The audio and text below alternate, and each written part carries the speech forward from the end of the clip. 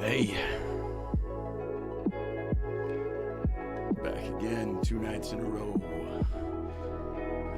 We got Smooth Jazz 98.5 in the mix, as always. 1 second, please. Already technical difficulties.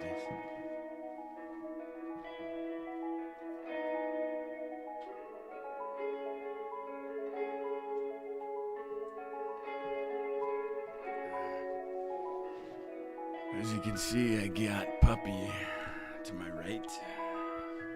Your left? I don't know. That's Cash over there.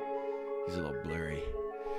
But yeah, it's my new pup, my new distraction. Let's turn down the music a little bit here. There we go. Yeah. You know, some call me Sad Man. Some call me Sandman. Some call me Tight Little Fluffy Boy. Some people call me Little Weird Man. I don't know, but that's not my name. That's not my name. That's not my name. I'm Kill. This is Kill Factory. Looks like somebody added some time.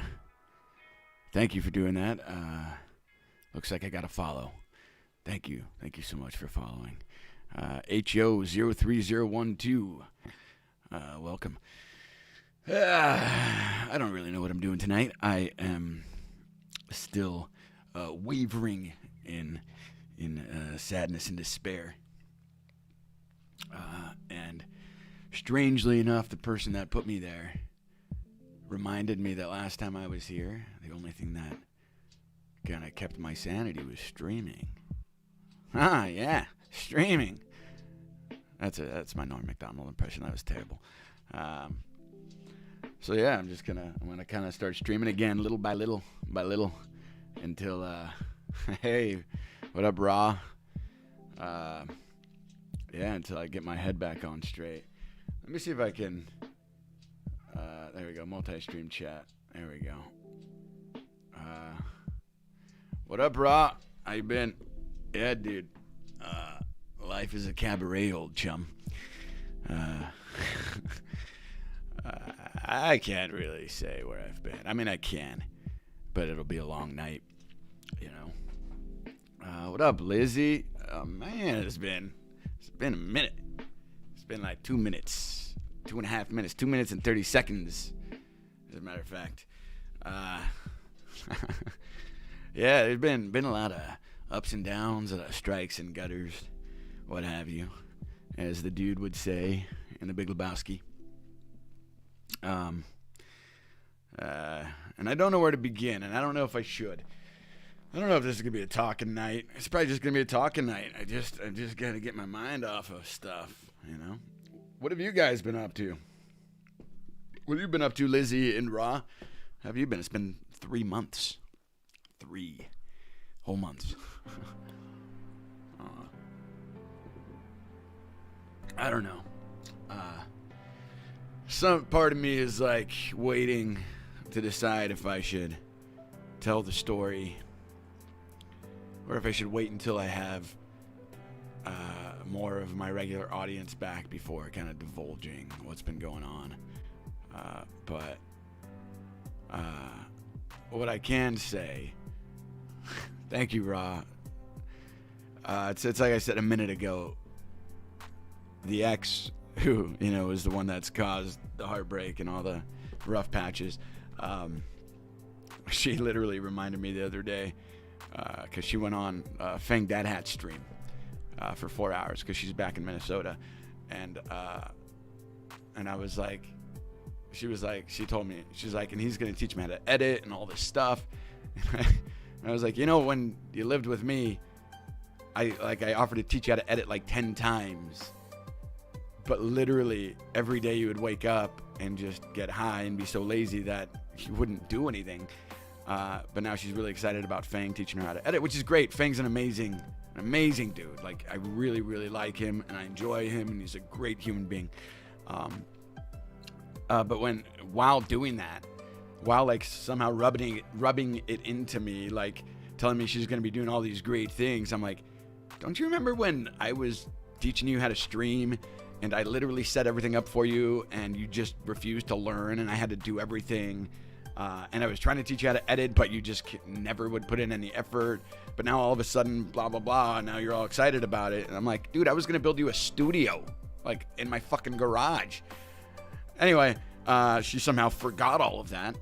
And it's nice that she's very excited to work with Fang if that continues. But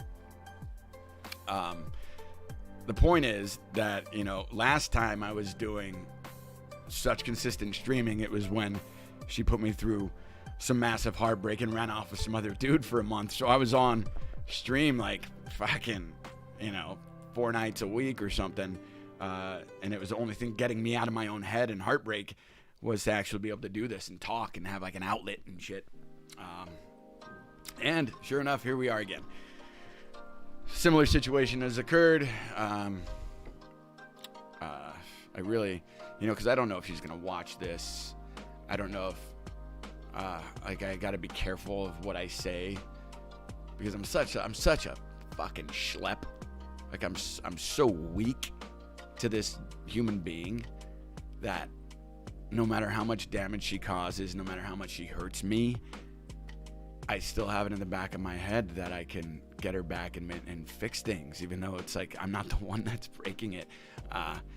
So I got to be really careful, I guess, what I say. But at the end of the day, things were going well again, and I was putting all my time and effort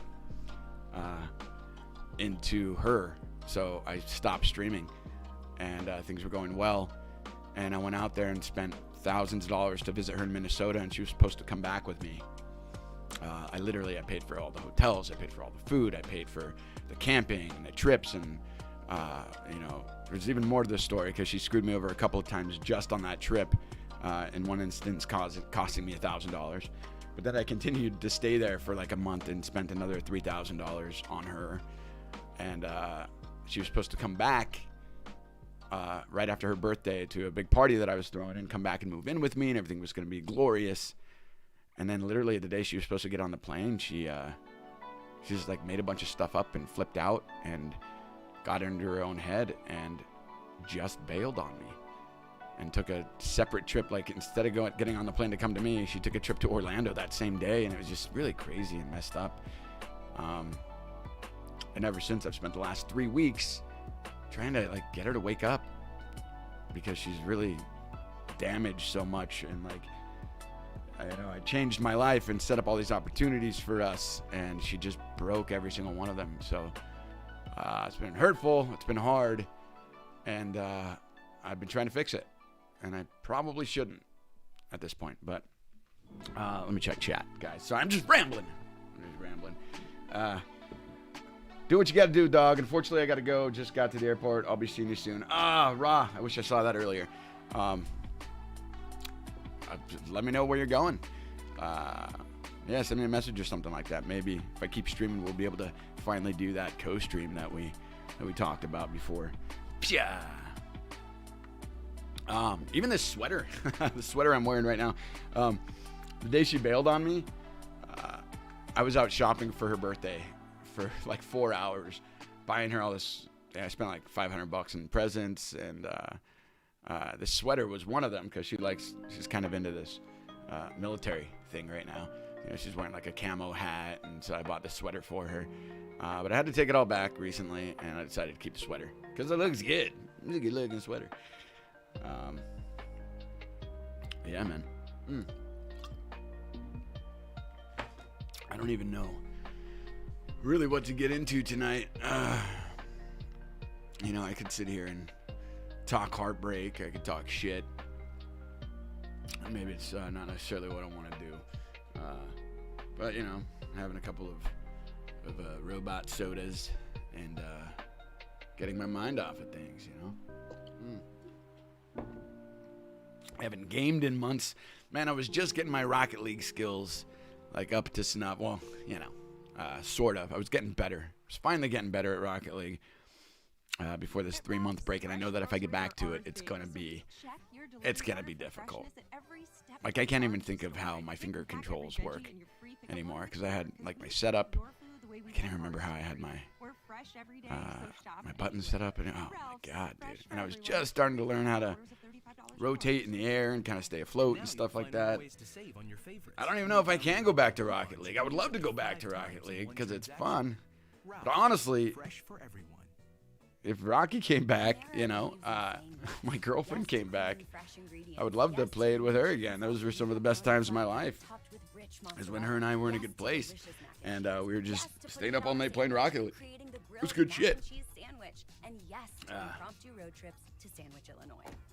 Anyhow, who's still in stream? Who's still in chat? I saw you last night, Lizzie. I think it was last night. I caught a little bit of your stream. But man, I've been MIA.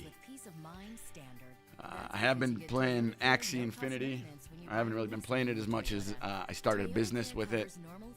I purchased about 17 now teams and hired a bunch of people in the Philippines and Venezuela to play the game to earn me crypto. And then after investing all that money, the SLP market just crashed. So I invested like $17,000 in Axie Infinity, and it should have been earning me, you know, like $15,000 a month. And it's crashed so hard right after that investment that I think it's now currently, with all of my scholars, only earning me probably like a couple grand a month, which won't even pay my rent. So I might move. I might get out of here. I love this place. It's really expensive, $3,500 a month to live here in this place, and just moving is going to be so difficult that I keep just spending the money rather than having to go through that move. What up, Blue? My boy Blue's back. I will explain Axie Infinity, sir, if you would like. Axie Infinity is an NFT-based game. It's a crypto-based game, and it's going to be the wave of gaming. So, you know, a lot of gamers out there. I think it's something to keep an eye on. Good idea to invest in certain atmospheres, because it's really going to change the face of gaming. What it is, I don't know if you know what an NFT is. Basically, you got cryptocurrency. Cryptocurrency, to very simply put it, is a ledger. It's just a ledger, an online ledger that everybody keeps tabs on. It's basically a piece of paper saying, I gave Blue 1 Bitcoin, so -1 for Kill, +1 for Blue, and then all the computers around the world that are connected basically keep track of that. So that's what crypto basically is. -1 me, +1 you, and then it gets verified throughout the world. So NFTs are basically a cryptocurrency that is attached to a digital image, and that digital image has its very own serial number, essentially. So if you own that digital image, that NFT, it is yours. You own that piece of art or picture or whatever it is, and it's got its very own serial number. That's like saying if there were only 1 Bitcoin in existence, that's what an NFT is. It's a singular piece of cryptocurrency that is attached to some sort of digital art. Non-fungible token, Blue Orpheus, is what it is. Now you take that idea of an NFT, right? And you put it into a video game. So what this means is that you have to have in that video game a bunch of unique characters that are all different from each other, so that you can have that verifiable serial number that you own this thing. So what you do is you're basically purchasing a video game character, you own that character, and then that allows you to play the game. Then there are challenges throughout the game that allow you to earn cryptocurrency for that game's cryptocurrency, essentially. Just by playing the game, you can earn money. So with Axie Infinity, it's like a turn-based game, RPG, battle, and adventure and PvP game. Cartoon kind of silly characters. And those characters can be bred together to have different traits, different playable cards, like kind of Pokemon style. And they vary in price. You know, you can get a Axie for, I think the low end right now is like $150. High end is like $50,000, you know, for a really pure, good traits and good visual components to it. So there's money in breeding them, the Axies. You pay for 2 high-end Axies. You use some of the cryptocurrency, like you basically the SLP and AXS are the cryptocurrencies involved in the game. So that cryptocurrency gets created when somebody plays the game and earns it, but then that cryptocurrency gets burned when somebody has to spend it in order to breed the Axies. So when you breed the Axies, you come up with a brand new Axie that you can sell, right? So constantly new crypto is being minted by playing the game, and then constantly that same crypto is being burned by breeding them, and then the spawn of those 2 breeds get sold on the market, and then new players buy them, or the same players buy them, and there are benefits to having loads of Axies. You get more help throughout the game if you have like 10 Axies in your account, blah, blah, blah, blah, blah. It gets very kind of complicated. But basically it's spawned this new idea in gaming of play to earn, right? Which is fucking crazy because we have professional gamers right now, you know, that play tournaments. They get really good at the game, earn money through sponsorships. But now the average player is going to be able to just earn money by playing a game. So I believe that a lot of the big games, once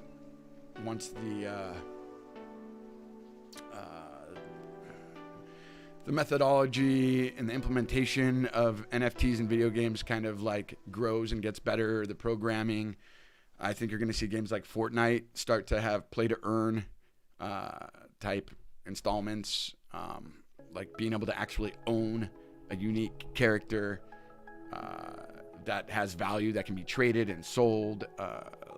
It's going to be the wave of the future. So Axie Infinity, yikes factory. Hey, fact, is life good? I don't know if life's good, man. Life's been rough, but I'm still living. Livin. And I'm just rambling on about Axie Infinity and NFT gaming and play to earn. But yeah, I think it's going to be the wave of the future with gaming. As it sits right now, since SLP, that's the crypto for Axie, is so low, it is still currently valuable to people in third world countries. So I've got 17 employees playing the game for me right now, and an extra $3 a day for them is an entire day's pay at a hard job. So I'm helping them and helping myself in a sense by optioning out this gameplay to them. So let me see. Yeah, like initially when I bought into the game, SLP was at 30 cents. Now it's at like 6-7 cents, which is horrible. But initially when I bought into the game, when it was at 30 cents, you were able to earn $60 a day just by playing for a couple hours a day. And so I was playing it myself and just earning the $60 a day. And I had a few scholars out there playing for me, and it was making really good money in the beginning. But now that it's dropped down to 6-7 cents, now you can only make like $8 a day playing the game, which maybe isn't worth your time to play for a couple hours a day to make $8, but it's still worth the time for people in the Philippines, because even 30% of $8 is still a decent income for them that can help a lot of these people's families. And these people live out in like the middle of nowhere in the sticks and shacks, but they somehow are still able to own a cell phone, which they can get for like $100. They probably save up a really long time to get it. And then they're able to earn money every single day, even if it's just a couple bucks a day. That really helps out their families. So there are millions of people in the Philippines now playing Axie Infinity. And the reason I'm a manager and they're a scholar, Blue says, sounds a bit like the speculative market. Kind of, but not. It's such an interesting thing, and a lot of people think there's like a pyramid scheme to it, but it kind of isn't. It can look that way, but it's really the idea of minting crypto and then burning crypto and trying to hold its value and allowing people to earn money while playing. It's kind of a really brilliant idea. But where was I? Fuck. Oh yeah, they live in like squalor, you know. So a couple dollars a day is really so valuable to them, really helpful for their families. So it feels good to be able to help them out. Oh, that's the point I was getting at.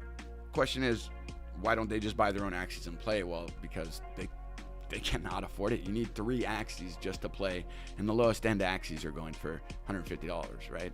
So $3 a day is a full day's pay for them for a really hard job.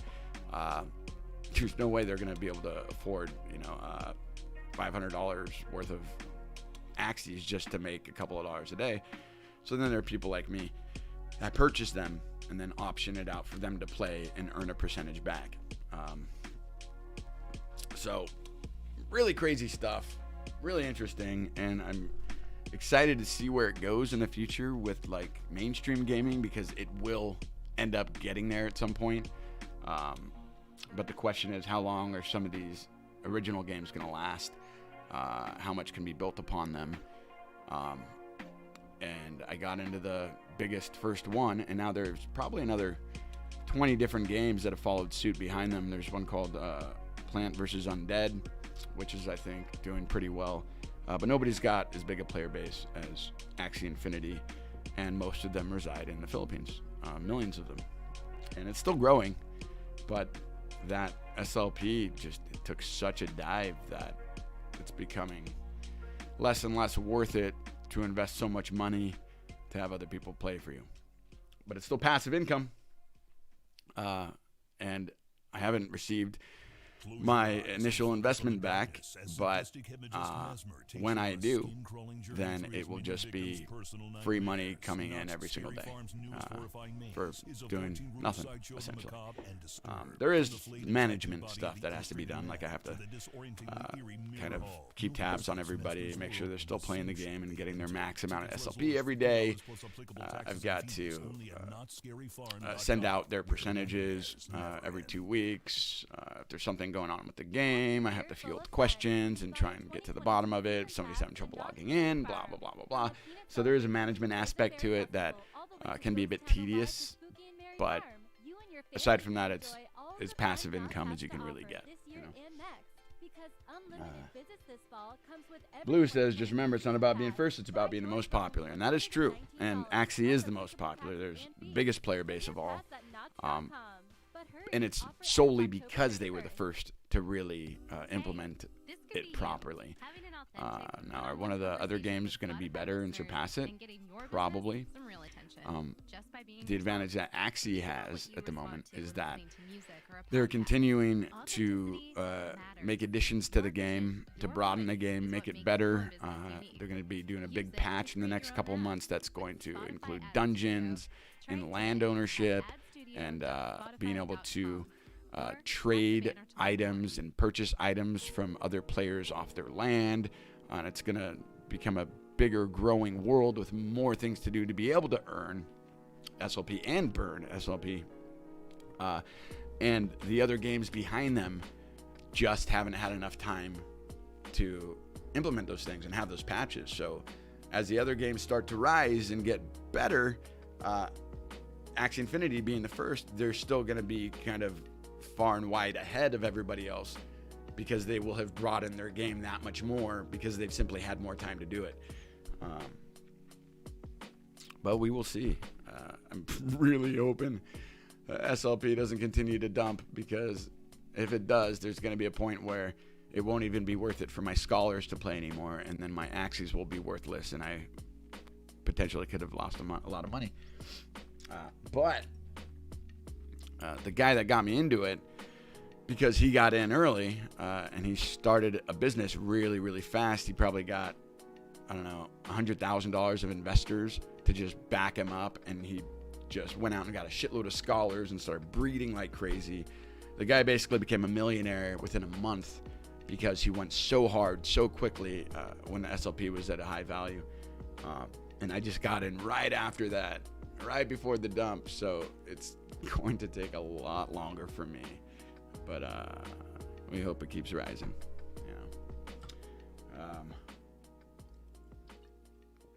There you have it. Axie Infinity. Interesting stuff. Wave of the future. But yeah, I wonder if I should get into some gaming tonight. I don't know if I can. I don't know if I have it in me. Just kind of wanted to jump on for a minute. I did fix, however, I was having trouble with the internet videos portion of the channel yesterday. Boom, and there we go. Streamception again. Streamception right there for your eyes. And now I should be able to play videos without an issue. Right, there we are. Yeah, I don't know if you remember Blue last night. We were having issues with that, and I think I got it solved for the most part. Yeah, I think there's not like a whole bunch of scantily clad women on my YouTube feed. Would that be embarrassing? Let's see if it works. Turn that volume down. Boom, there you go. I fixed it. I quite fixed it. And now we're watching this Dickheads commercial. But there we go. I'm getting things back, fingering it out. Back to the old school. Because I'm an old fool who's so cool. Also, oh my gosh, what's going on here? Yeah, the girl problems. Rocky Donut is her name. For the last 3 months have caused me to like chain smoke obsessively, like stress smoke. So I ended up, just because I'm always so stressed out about it, smoking like 2 packs of cigarettes a day, just like pacing back and forth all day long smoking cigarettes. So I finally busted out the vape again so I can stop smoking and get healthy. I started going back to the gym again. Like I think it's finally turning a corner where I'm, just starting to get a little healthier, even though this isn't that healthy, but it's a hell of a lot better than cigarettes. It didn't work.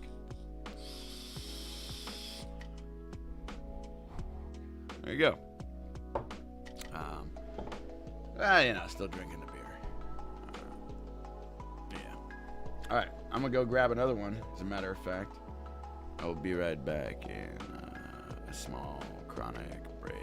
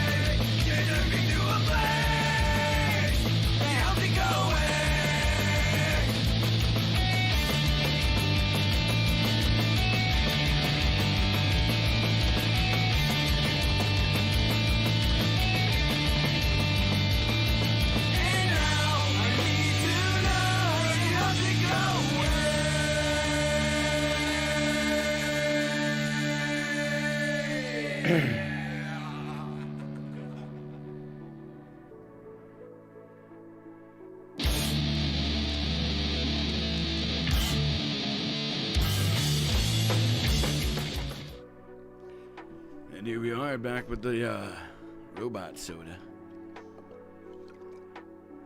Cheers to all of you late nighters and at-home weekenders, if that makes sense. Going back to the Corona. You know, I think Corona, it's not really a great beer. It's like a Budweiser or, any other American, Mexican style lager, but it's classic and you don't get as drunk. I think the hangovers aren't as bad, but it does make you fat because you can drink a lot more of them. But I need it right now. I need it. Somebody out there, I don't know if you guys are there. Who's still on chat? Go to Fang Dad Hat's page and tell him this. Tell him, I can't even think of what to say. Go to Fang Dad Hat's page and send him a message and say, please tell Rocky Donut to snap out of it. Tell her to snap out of it. I've been a amazing, loyal boyfriend, and she's gotten so convoluted in her own head about things that didn't happen that she's ended up causing me a lot of pain. And I need her to snap out of it so she can come back home and we can be happy. So somebody message Fang to tell him to tell her to stop this fucking madness. She's got a dude waiting for her, and he still loves her. I don't know who's out there, but go message him that, because he's a good dude. I don't know. Blue says, so since you like retro games, I have a program you might like. It's called Retro Arch. Tell me more about that, Blue. What is that, like an emulator or something like that? Let me check it out. Maybe I'll just look right now. See what we got. Retro Arch. Okay, I don't know what this is happening here. Retro Arch. It's a multi-emulator program. You download plugins for the console through the program. Okay.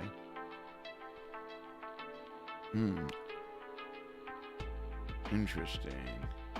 I don't know if I want to watch a tutorial at the moment.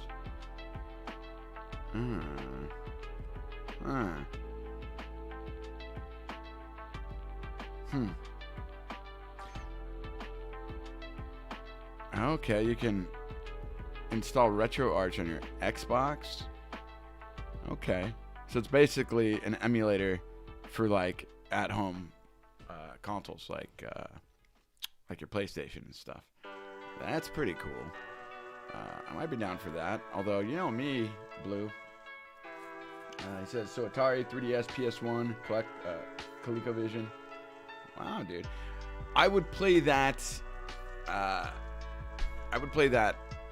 for games that I knew I couldn't or wouldn't have, like ColecoVision stuff, because I don't have a ColecoVision. I don't foresee myself getting one anytime soon. I would probably play that for ColecoVision games. But I've got a NES, Super NES, TurboGrafx 16, Atari 2600, Sega Genesis. What else do I got? Is that it? That might be it. So really, like, to emulate any of the games on any of those platforms, I kind of prefer to just buy the cartridge, whether it's online or, I find random games at flea markets and stuff. It kind of just makes it more fun, part of the hunt, part of the experience. It's really, for a while, it was such a hobby of mine that every single weekend I would hit up 2 or 3 flea markets and then just find random games and piles of junk, which is getting harder and harder to do now. But every once in a while you just find one and you're like, holy shit, I never thought about playing Rambo, and here it is. I will take it for $6, please. And then you take it home all excited and you put it in and you play Rambo for the first time, a game that you never had when you were a kid, and it just makes it more fun. I don't necessarily like having every single game for the retro systems at my disposal. Like I said, unless I know I'm not going to have that particular console, then maybe. Blue says, It's installable on consoles, but mostly PC. Oh, okay, that's cool. This helps with the problem with retro game prices. Yes. Are they still up? Are retro game prices still that high? Because that's another hobby that I have not been partaking in quite some time. A couple years ago, I decided to kind of skirt my game cartridge obsession and got into collecting arcade cabinets, which is even more expensive and crazier to do. So I've got 5 massive arcade cabinets in my garage that need restoration, but they all work. So yeah, I haven't even checked retro prices to see if they're still outlandishly expensive. But you can still, I know just from when I was still hunting, there were still games you could find for really cheap. So like I said, I would go, I'd hit up a booth at a random flea market, and there'd just be like a pile of junk, like clothes and items and just all kinds of shit. And then you'd find one NES game snuck in there. And because I didn't really know what they had, it'd be like, $3? And they'd be like, okay. And I'd be like, woo-hoo-hoo. And then I'd go home and check out my price calculator and be like, dude, this game's worth like $30. Blue says, and someone like me who doesn't have the money to get all the hardware. Yeah. It's just gotten more and more expensive. I think 2 or 3 of my consoles I repurchased in like 2004. The ones from when I was a child, they just disappeared or whatever. But in 2004, before the retro game thing started blowing up, I went on eBay and I was like, I really want to play these old games, and bought a shitload of Atari games in the console and a shitload of Nintendo games in the console for like fucking nothing. And I've had them ever since. And then I've like I said, watched the prices skyrocket ever since, At Ralph's, fresh groceries are our Lou says I got an in-plastic copy of Front Mission 3 a few years ago off this one website. Front Mission 3? Don't recall that. Let's take a look. Front Mission 3. Free pickup on orders of $35 or more. Restrictions may apply. And now you'll find more ways to save on your favorites. Do not recall this game. Oh. Use up to 5 times in one transaction. It's a PS1 game? No shit. That's what I love too. PS1 is one of my favorite consoles. One of my favorite consoles to collect for, and I don't have a ton of PS1 games anymore. I mean, when it came out, I had a load of them, but again, they disappeared. It's one of my favorites because there's so many damn PS1 games, and you can still find a lot of them pretty cheap. So it's fun to go grab a PS1 game and have no idea what the game is like and get this brand new experience for something that came out 20 fucking years ago. What up, Mo boy? Yeah, I'm barely alive. I don't know if you remember Rocky Donut. She's broken my heart again, and that's why I find myself streaming again. I guess that's my MO, is work stuff out with Rocky Donut, get my heart broken, and then find myself streaming again. I've got to just stick with streaming, really, because even if we do work things out again, like I can't just leave people hanging, keep disappearing for months on end. But yeah, good to see you, Mo boy. Hey, you know what? I already announced this earlier, but if you remember Fang Dad Hat, she's in contact with him. Go message Fang Dad Hat right now.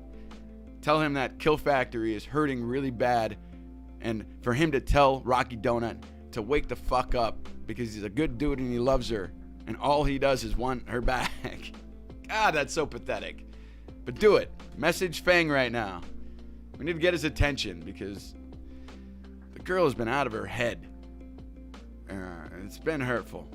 Anyway, rising prices are why I hate how companies refuse to archive their IPs. Just give me the ability to play your game and I won't pirate it.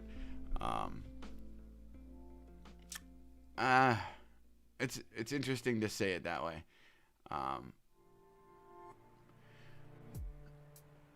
There's like a double-edged sword with everything. There's Nintendo, where they are really heavy about protecting their IP.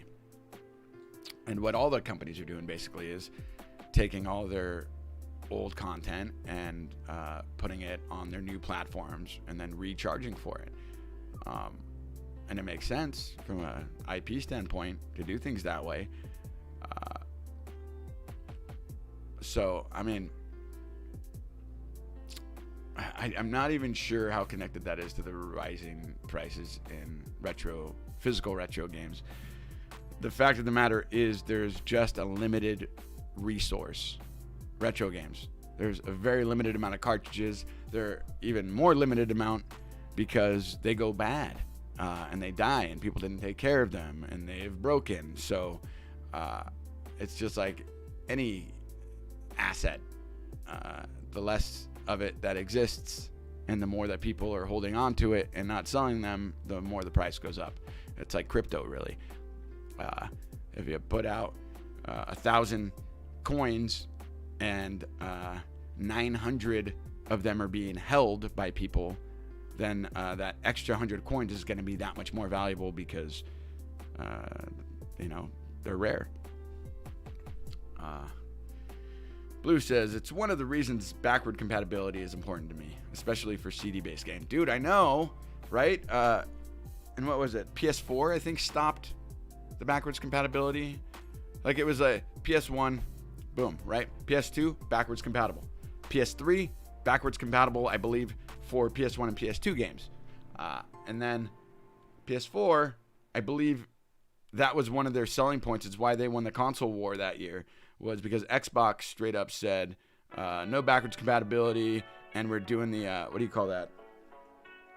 I forget what it's called, but the internet lock on the system, like to where you have to log in and be verified in order to play the game or whatever it was. And then PlayStation turned around and said, well, we're not going to do that internet lock and we're going to be backwards compatible.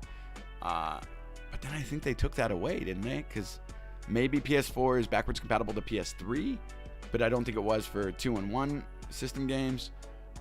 And then obviously I think PS5 is not backwards compatible at all. But that's also the era, PS4 era, is when they started republishing their old games and reselling them. So it makes sense not to make it backwards compatible from a business standpoint. But yeah. Yeah, I don't know, man. At the end of the day, just like collecting games, I hope I can get back to it soon. Get back to doing some like retro game parties and stuff like that. We'll see how it goes. As it stands, I still have like I think 283 NES games, which is the bulk of my collection. Blue says, first run PS3s were backwards compatible.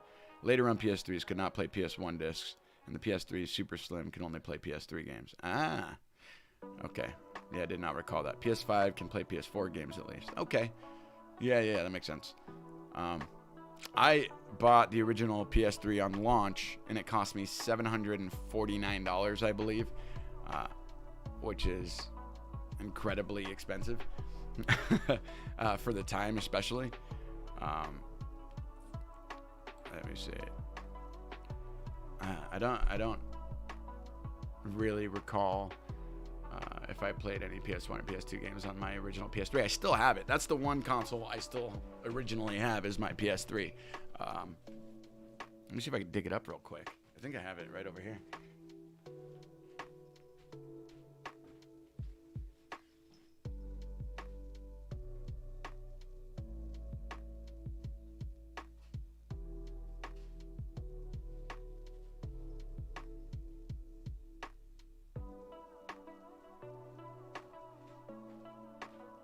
Look at this monster. There we go. That is my at launch PS3 that cost me 750 friggin' bucks. Like, God, how many years ago now? Must be 12 something years ago when this thing came out. Monster. This thing weighs, dude, this thing feels like 30 pounds. Yeah, maybe 25 pounds, I think. This thing is a massive monster. Pretty crazy.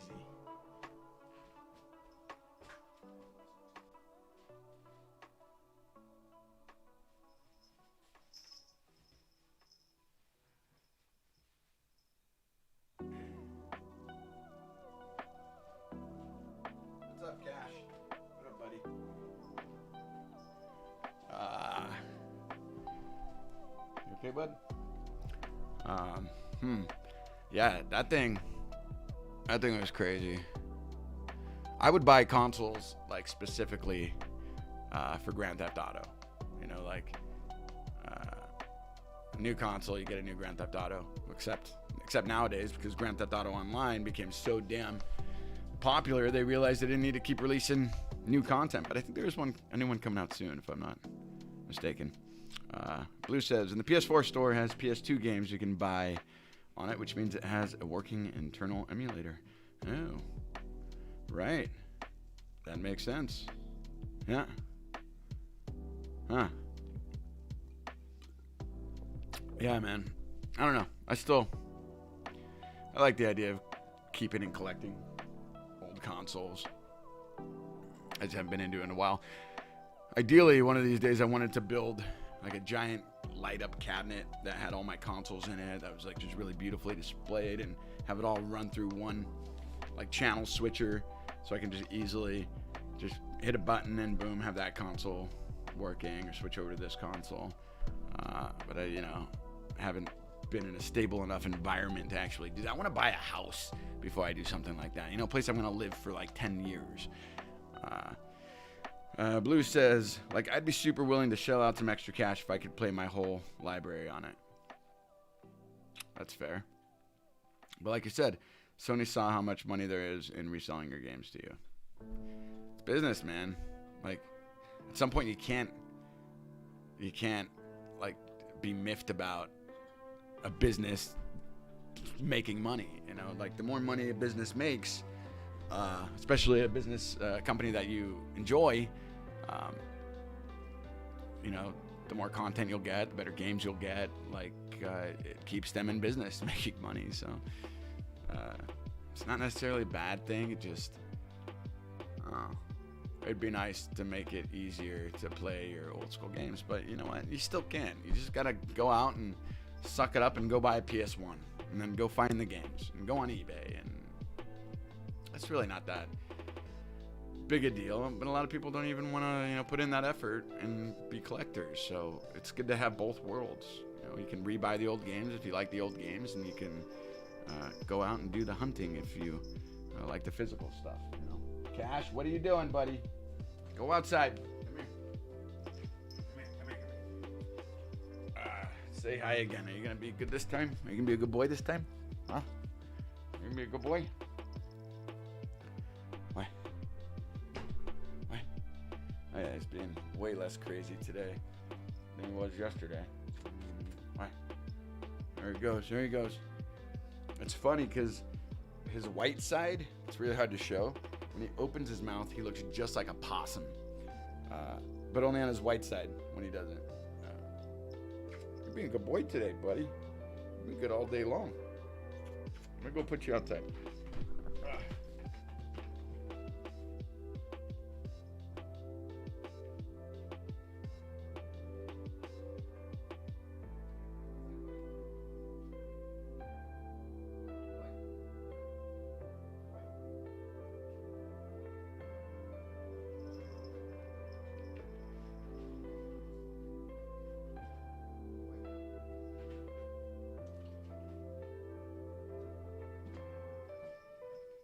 Yeah, potty training this guy.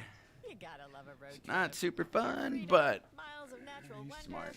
and And he's super young. plenty of IOUs. Luckily, Bud, come on, get back on the bed. Get back up here. Come here. There you go. What have you been saying here? Microsoft, Nintendo, Infinitum. But those are just excuses for my broke pirate ass to do crimes. You know what, though? Pirating is a lot different than, like, real pirating, you know? I say steal from rich-ass companies if you can't afford it. I believe in pirating music, and I believe in pirating games and all that stuff, because you know what? The people that have the money are going to pay for it, and the people that don't are going to steal it anyway. Dude. I don't know. I don't really care. Although, granted, you know, small companies, small game producers, it's not as cool to steal from them because, you know, they can't afford what the big budget companies can afford. So, dude, that is a little annoying. There we go. Come on, buddy. Come on. There we go. Go over there. All right. Get this back on. Helps you settle up easily, whether it's paying your pal for gas station snacks, Yep. Well, sending your share for cheers to beer, retro games. or chipping in for the campfire barbecue. And the best part, Zelle's in over 1,000 different Yeah. banking apps, so you can I really send should have money had to family and friends something set wherever up they for bank in tonight. the I US. can't Look for Zelle function. in your banking app I today. cannot Terms and function conditions when I'm in this apply. state, like all day long. Ralph's fresh Been all groceries are messed our up. thing, so we check your And, delivery order for freshness at Like I every wanted step to from spend the farm to day store and pick working and pack on every veggie in your my free computer and the fresh stream fresh stuff and get everything fresh set food back ready up before again. roast we treat it. We're I fresh just every couldn't day, so function. shop anyway. So I didn't. Ralph's, fresh And for then everyone. when I got really, really agitated and And now you'll find anxious, more ways to save on that's your when I just favorites. popped on You stream. download digital coupons you can Just use to up be able to 5 talk, you know. times in one transaction. Hey, what are you doing, bud? Ralph's, fresh for everyone. Distract me. What are you craving right now? buddy? Order for delivery on Postmates and get food from some of the best restaurants in LA, like Tokaya Organica, Howlin' Ray's, and Sweet Finn, without even leaving the couch. Lucky for you, Postmates has teamed up with Spotify to create a totally custom playlist filled with tasty tracks to stream while you eat. Click or tap the banner now to listen. Show him that. Oh yeah. Anyhow, the dude abides. What else we got? Even last night, what was it? Blue, you sent me those links. It was I don't know, a couple of videos with music behind it. That one dancing kind of cartoon dude. Like immediately, my sound on the video got.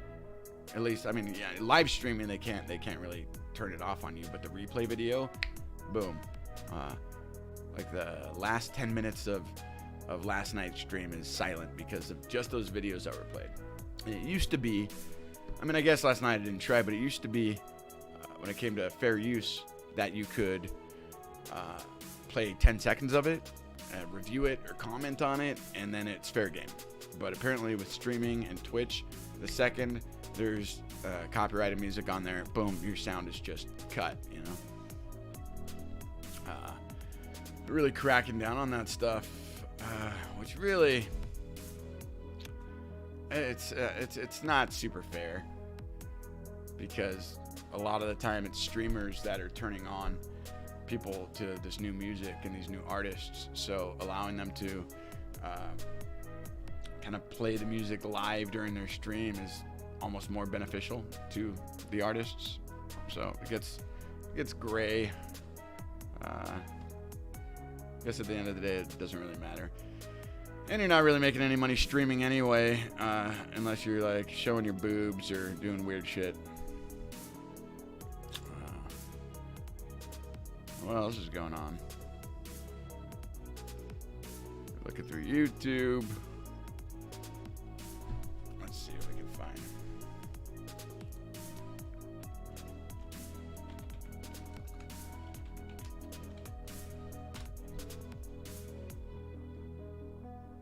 Alright.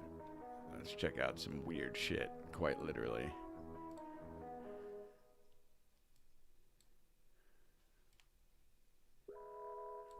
There we go. Literally clicking on weird shit. Have a home buying goal? I gotta sign Easily in. compare You know what? I gotta and take find this the off. I gotta smartest sign in. mortgage So on it's- NerdWallet. I don't want you guys to see my friggin' password. I don't know if you would, but let's see. That way we don't have to deal with commercials. And we'll have you. I guess it's gonna be a just random videos night.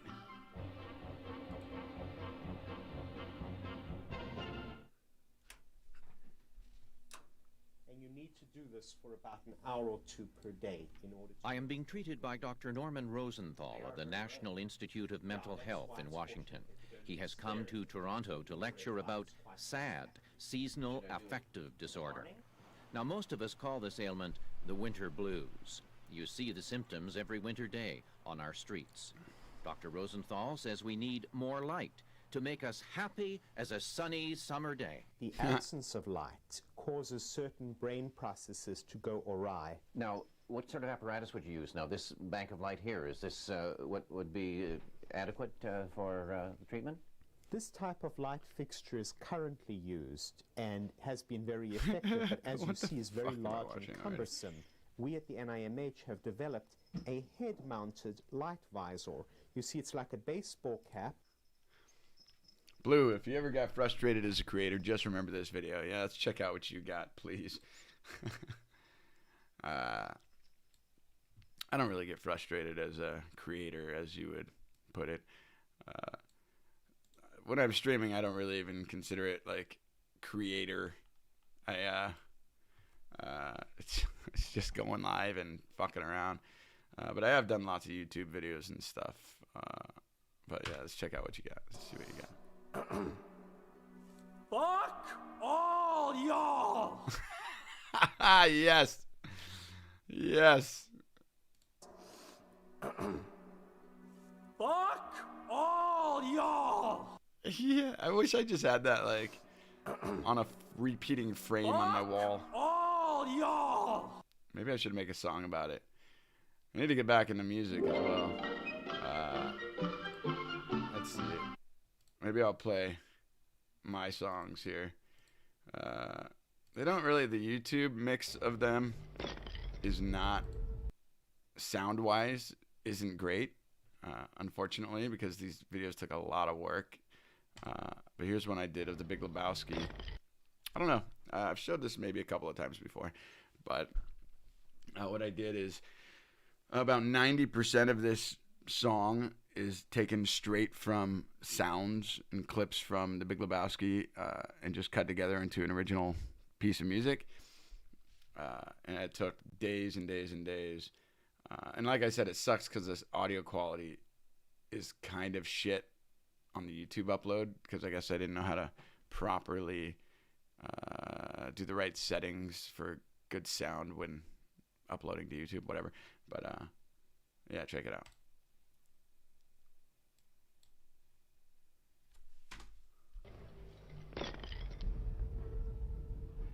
All the dude ever wanted was his rug back. Not creating. Really. Hide the room together. Check on the dog.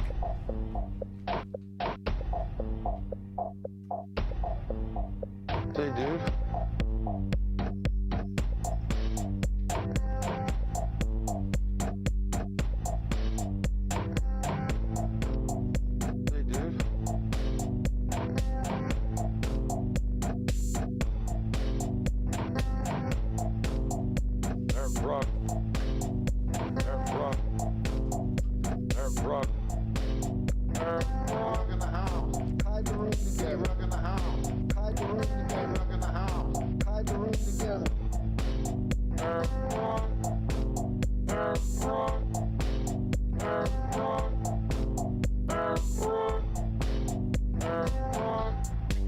I'd like to see you. Call when you get home and I'll send a car for you. My name is Maud Lebowski. I'm the woman who took your rug. Here's the fucking money! Here's the fucking money! I was talking about my rug.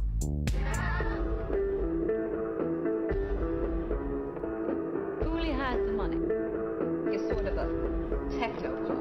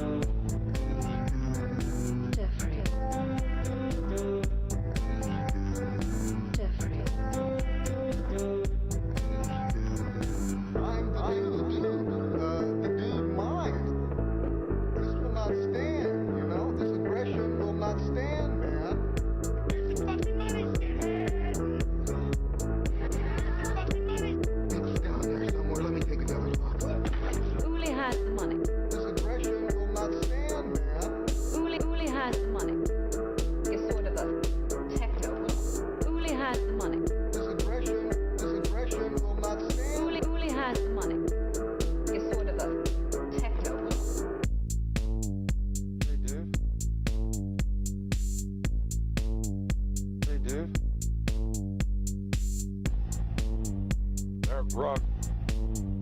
Eric Rock. Eric Rock.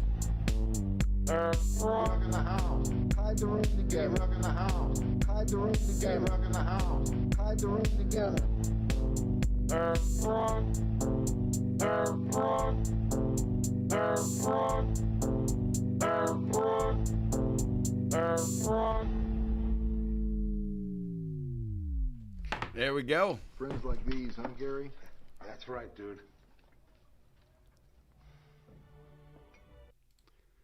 Yeah, that was my I don't know what you call that kind of music.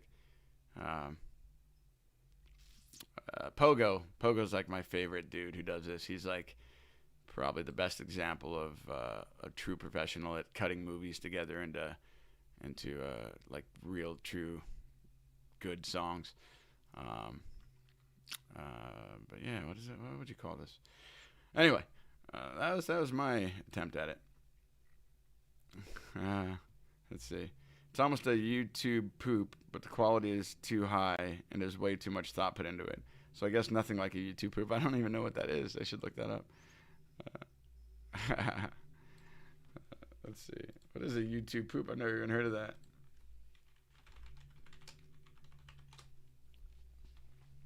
YouTube poop. Oh, God. Oh, God.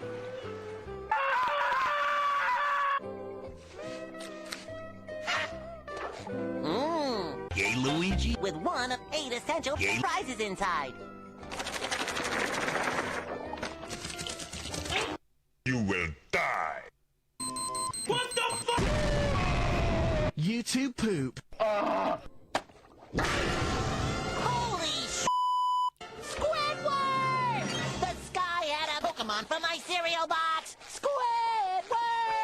Squidward! The sky had a Pokemon. That's not a Pokemon. That's a gay Luigi. Now go away. Mama! The sky had a Pokemon. God, dude, this is I know. ridiculous. What do you think we should...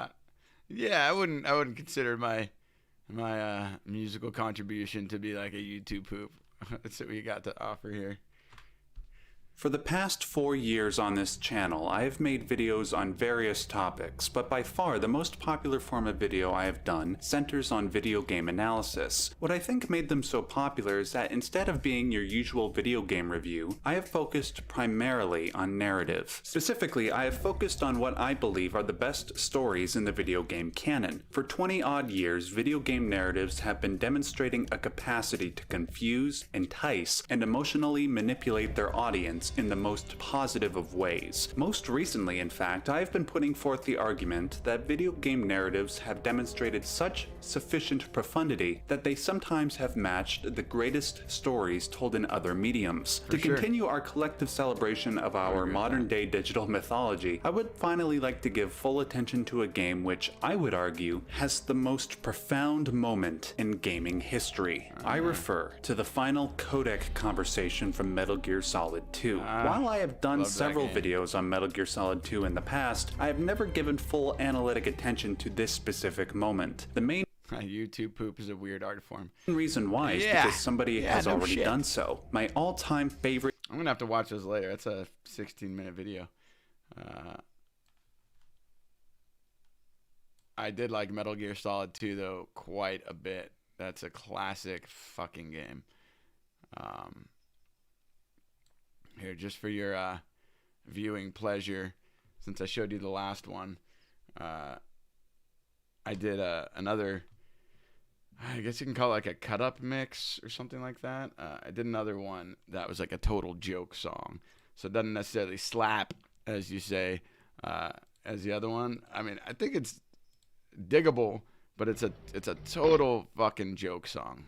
And I was just using random memes that I found and mixing them together, kind of making a song out of it. I think it's funny. I think it's pretty funny. We got 2 viewers here. Whoever's in there, let me know. Let me know who you is. MGS2 is Metal Gear Solid 2 is the one I never got to play. Oh, really, dude? Yeah, Metal Gear Solid 2 is pretty great. I can't remember the last one I played. I think the last one I played was the PS3 when Metal Gear when he was like old and shit. When Snake was old. and it was really good, but it was like really long storytelling. You know, like cutscenes were really, really, really long, and then you'd play for like another 5 minutes, and then another really long cutscene. But it was a great story from what I remember, and it was a super good game.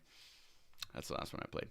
But yeah, check out this other mashup song that I did. PS3 was Metal Gear Solid 4. Let's see real quick. All Metal Gear games. I'm just trying to remember the one where he was all old and shit. And I don't even know how many have been out since the last one I played. It must have been, was it 4? Yeah. I think so. I think that was the last Metal Gear I played. Yeah. And there's been fucking a bunch ever since that I just had no idea about. That's crazy. Blue says he owned that one. And yeah, 4 was Old Snake. Yeah, that's what I thought. That was a really good game. But yeah, those cutscenes were just so damn long, man. All right. Hey, viewer number 2. Show yourself. Let me know who you are. I'm going to go ahead and play this song for you. And I'm not going to lie. I'm going to go have an actual cigarette. But this is my like kind of joke song that I made in the same kind of mashup style. And this video right here is like a meme that never caught on. An old friend of mine from Texas, she was literally in the car while this woman was punching her window, and she put it on Facebook, and I just downloaded it and used it for my video, but it never ended up becoming viral for some reason. But this bitch, crazy Karen, it's a crazy Karen bitch, this one. Blue says,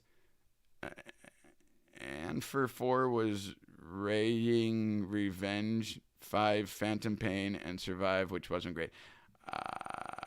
I don't know what that means. I think you're talking about Metal Gear Solid. 5 Phantom Pain and Survive, which wasn't. Yeah, I don't know what you're talking about, but I'm assuming you're talking about Metal Gear Solid 5 maybe not being good.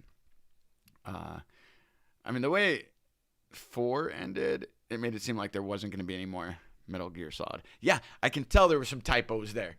All right, just watch the video. Let me go have a cigarette and tell me what you think of this. It's quite funny. I even manipulated the dude, the preacher in the song. There's a couple things that he said, but I made him sound like he was making some pretty gay references. And not to be homophobic or anything, but I was doing it because he was clearly homophobic, and so I was making him sound even more like gay. Tell me what you think about this one. This one should have gone viral. This song should have gone viral. Maybe it will tonight. Just spread the word. Here, let me rewind it.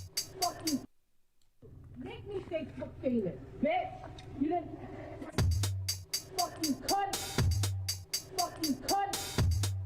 Fucking cut. Fucking cut. Fucking cut. Fucking cut. Fucking cut.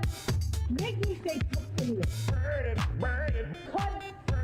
Burn it, butthole. Burn it, cut. Burn it, butthole. Burn it, cut. Burn it, butthole. Burn it, cut. Make me say famous. You're talking about being hot. You sure not gonna be hot. You get poked in the butt. You ain't seen nothing yet. You're talking about being hot. You sure not gonna be hot. You get poked in the butt. You ain't seen nothing yet. Preachers, you better get up and preach. Fathers, you better get up and teach. A flame is gonna come out. Get in the bathtub and put it out. Burn it, cut. Burn it, butthole. Burn it, cut. Burn it, butthole. Burn it, cut. Burn it, butthole. Burn it, cut. Make me say famous. Butthole, preacher. He can't sit down. Butthole, preacher. He can't sit down. I got penis in my mouth. Got the word in my mouth. I'd rather have NyQuil. I got penis in my mouth. Got the word in my mouth. I don't drink. I got penis in my mouth. Got the word in my mouth. I'd rather have NyQuil. I got penis in my mouth. Got the word in my mouth. Butthole, Preacher, preachers, you better get up and preach. Fathers, you better get up and teach. A flame is gonna come out, get in the bathtub and put it out. Burning, burning, cut. Burning, burning, butthole. Burning, burning, cut. Burning, burning, butthole. Burning, burning, cut. Burning, burning, butthole. Burning, burning, cut. Make me say cocaine.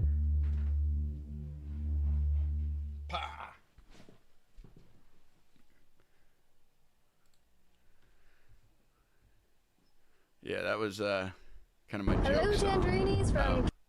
We don't need that. Let's see. Maybe I'll just play this one so I can go finish my cigarette real quick. But this one was my first one I ever did, and I made it because there's this woman in the romance genre book industry who was like suing people for using a word and making them take down their books, and she was kind of a bad person, at least at the time. And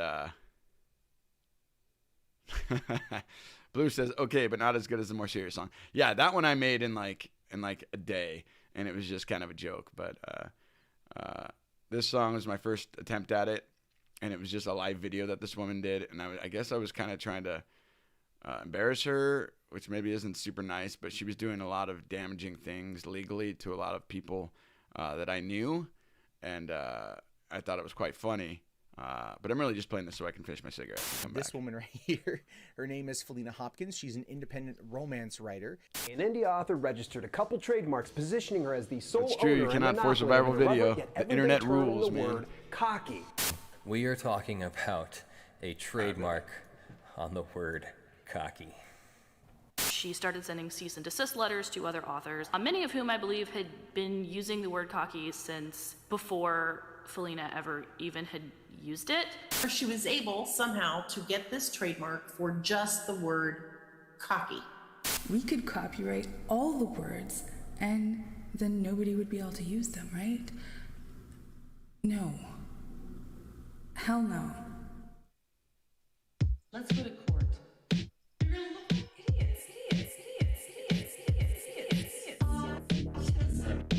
It's constantly called stupid. You're insulting me. It's just not right. It's constantly called stupid. You're insulting me. It's just not right. It's constantly called stupid. You're insulting me. It's just not right. It's constantly called stupid. You're insulting me. It's just not right. You are writing one book, off of which you are piggybacking my series. Not all of you. Never said all of you. You said that. You said that. All copybooks were plagiarizing me. Plagiarizing me. All copybooks were plagiarizing me. Plagiarizing me.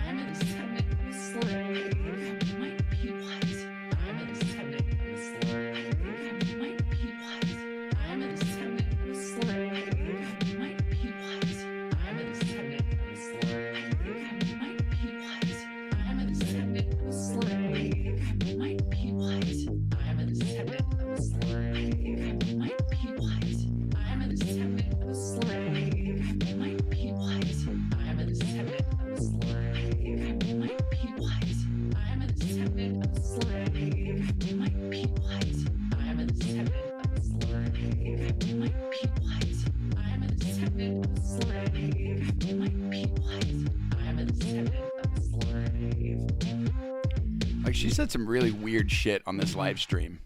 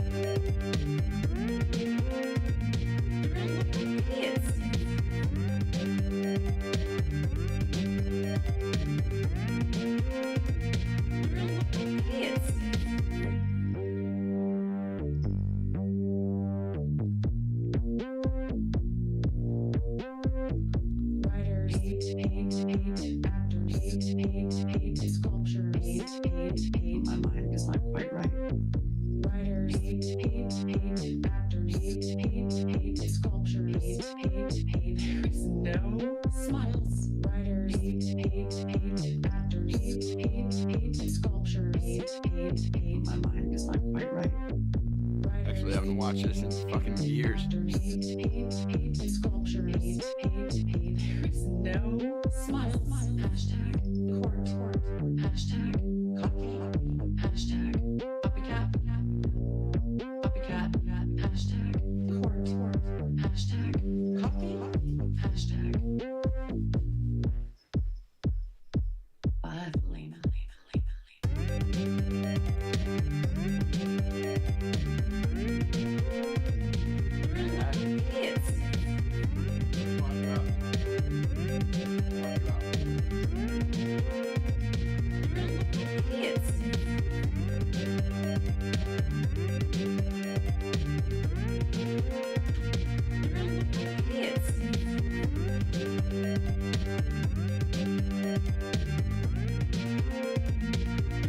Blue, I don't know if you noticed that my logo is Bucket.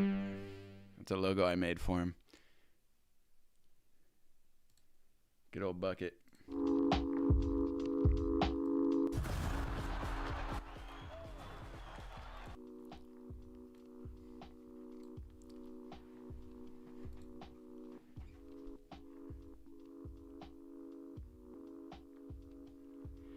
Yeah, Blue says, I find it distressingly funny how language can be copyrighted if you have enough money. It's fucked up, is what it is. It's like it's a double-edged sword, you know. It's like Bruce Buffer, how he, copyrighted "Let's Get Ready to Rumble," right? I mean, he coined that phrase, and you say it in a certain way, you got to pay the guy money. He's the only guy that can say that in media. Nobody else can say it, or else they owe him money. Same with the Happy Birthday song, right? Like, that's copyrighted by some smart motherfucker, and that's why nobody on TV can sing the actual Happy Birthday song. Yeah, Blue says Bucket was a cute little guy. He was a good dog. Best dog I ever had. Yeah, that's the logo. Well, you saw it, but that's the name of the page too. Her name is Felina Hopkins. She's what else we got?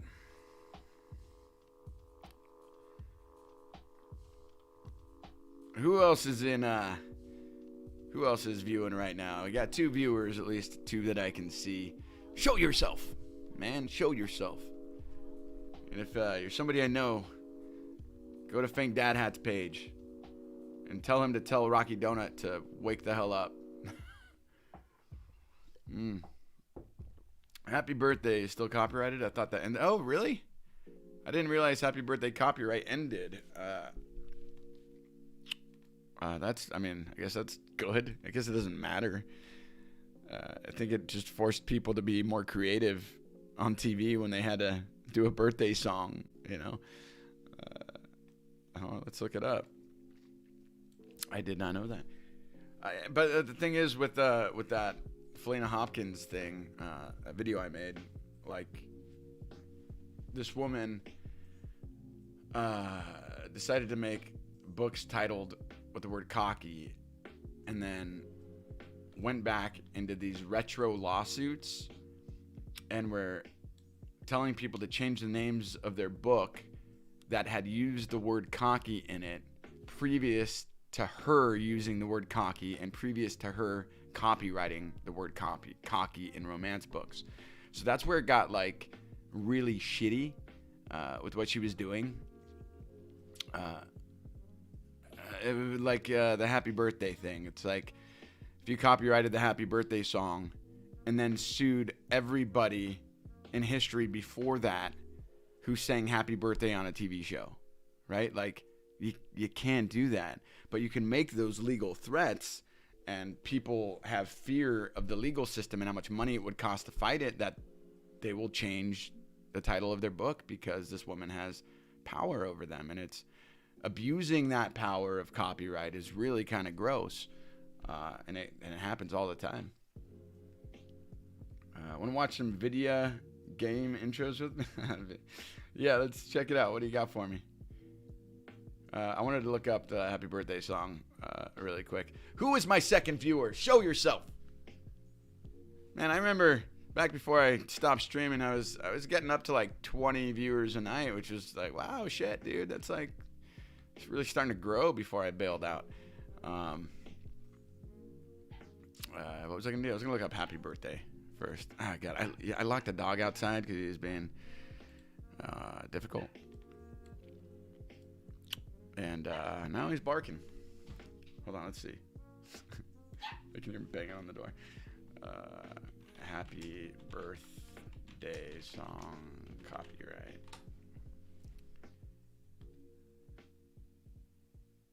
Oh, it is in the public domain now. I did not know that. Chappelle Music was the previous copyright holder. That's great. Yeah, I mean there is that rule of after a certain amount of years of holding the copyright, it becomes public domain. So I think it must have been held for 50 years or something like that, or 30 years. I don't know the exact rules, but yeah, that's cool. I guess that's a good thing. Now we can sing Happy Birthday without getting fucking sued. All right, let's see what you got.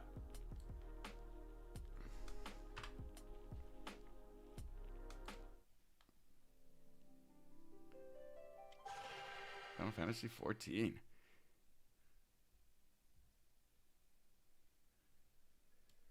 I love Final Fantasy.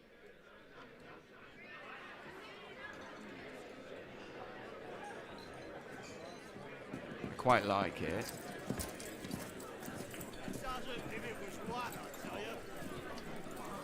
You lie about as well as the whole.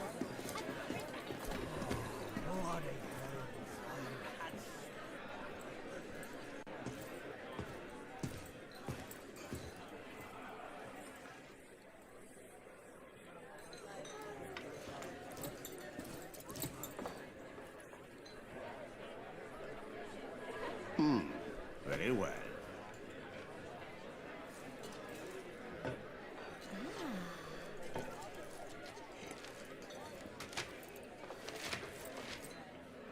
How long must we wait?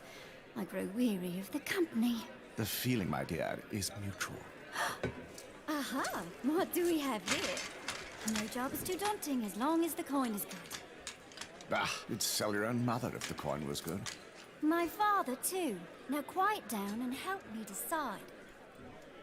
I've no particular preference. Blue says Disney messed up copyright law, otherwise Mickey and the group would be public domain by now. Choose as you will. I think that's IP though. In a frenzy the likes I've never seen. Look out! He's right on top of us!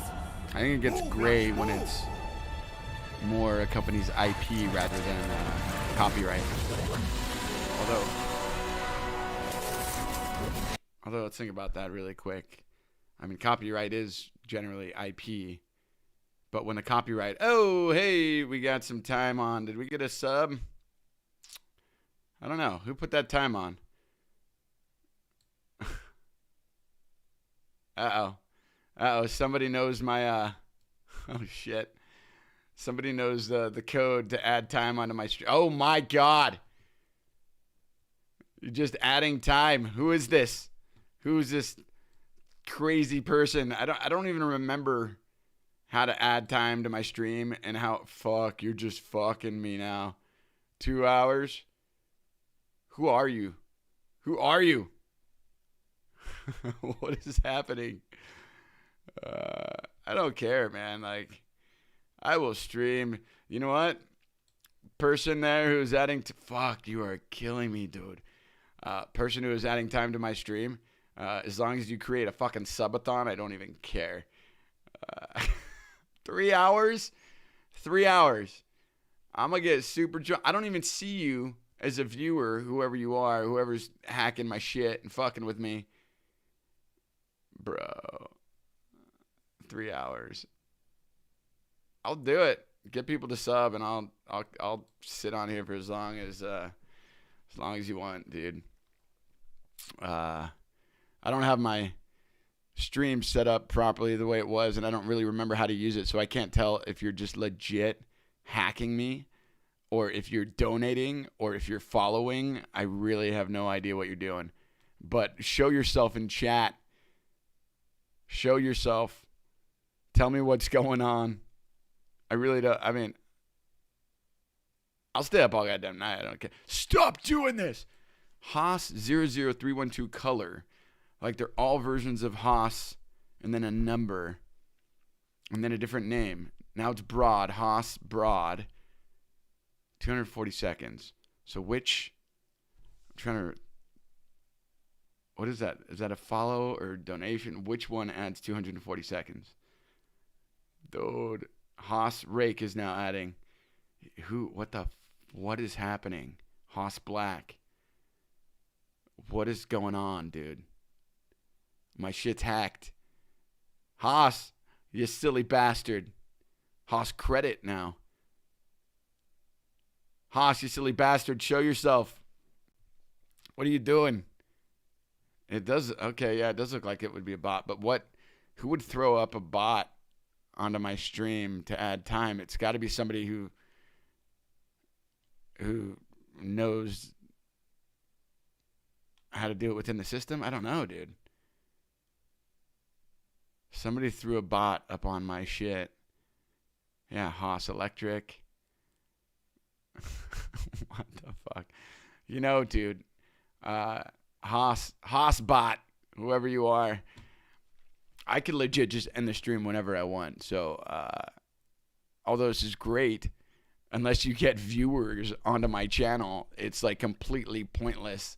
Because I will only stay online and submit to your time constraints if you can blow my shit up.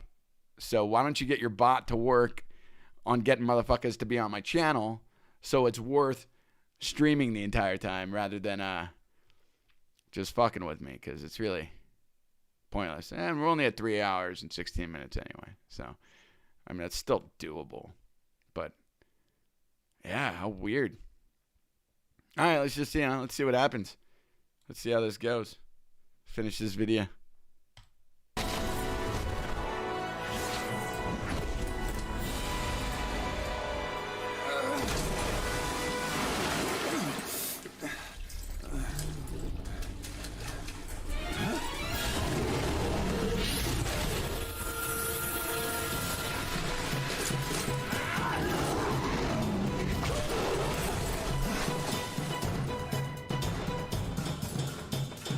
Totally a bot. It's got to be.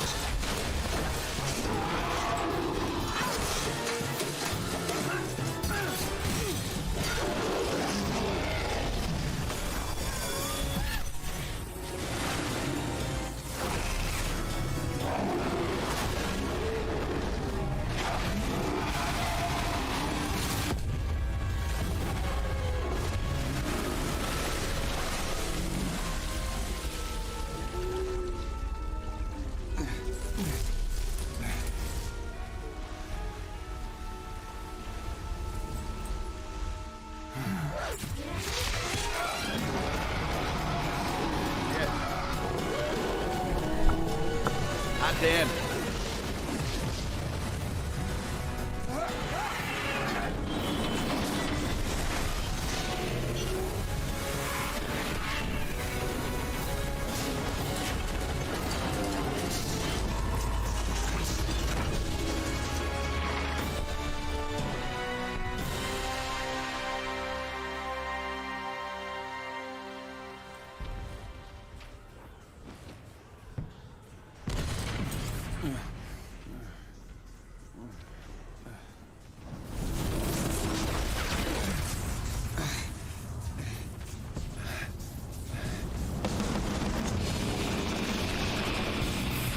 Just love the graphics of Final Fantasy. So artistically beautiful.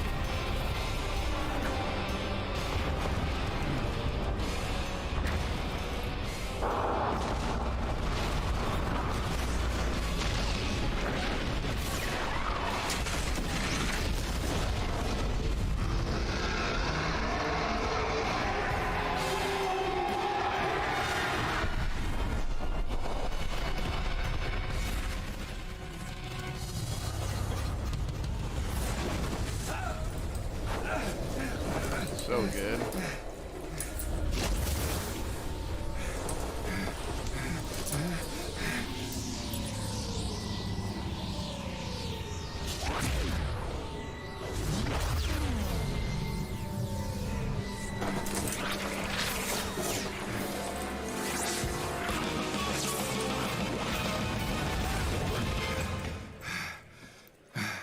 Look who's returned from his reverie. So nice of you to join us again. Is it weird that Cat Lady's kind of hot?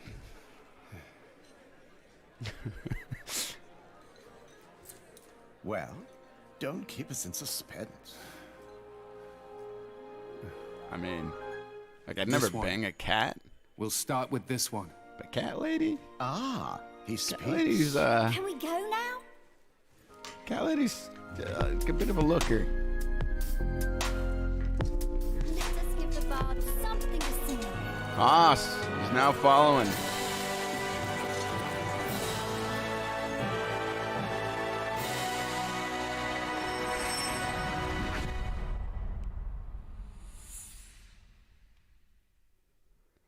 Yeah, it was a great trailer. Dude, whatever crazy shit's going on with Haas here, I'd like to know what's just going on. It seems like,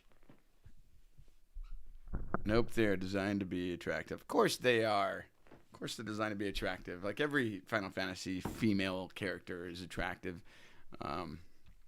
It's partly why we love the games. It's the fantasy of it all. It's just really amazing art, beautiful stories, beautiful people. But I think Haas here, Haas Heavy just followed. I think, again, that's part of the bot. But it looks like they overloaded my little system that I set up a long time ago that I can't remember how I even set it up. Yeah, because it really stopped adding time after 3 hours for some reason. So it must have figured out that the same person is basically adding time and kind of disallowed it. I don't know how that works. Or they just kind of broke the system. So Haas, thanks for the follow. I don't know who you are, I don't know what the hell you're doing. But, yeah, you stopped at 3 hours. And like I said, unless I'm like flooded with viewers, I'm probably not going to stay on the entire 3 hours. But do your bot action in another way. Use your bot to get people to my channel. That's how I'll stick around. Okay, Blue, what else you got for us? I love hackers. Hackers are great people. They really are. Spending their time doing fucking crazy work, destroying the internet, which is already a fucking cesspool to begin with. So, I appreciate a good hacker.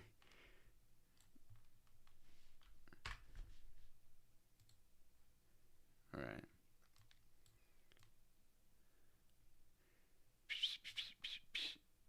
Here we go.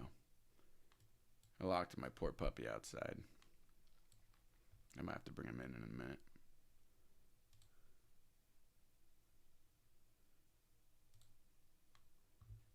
I'm going to grab my Final Fantasy game real quick.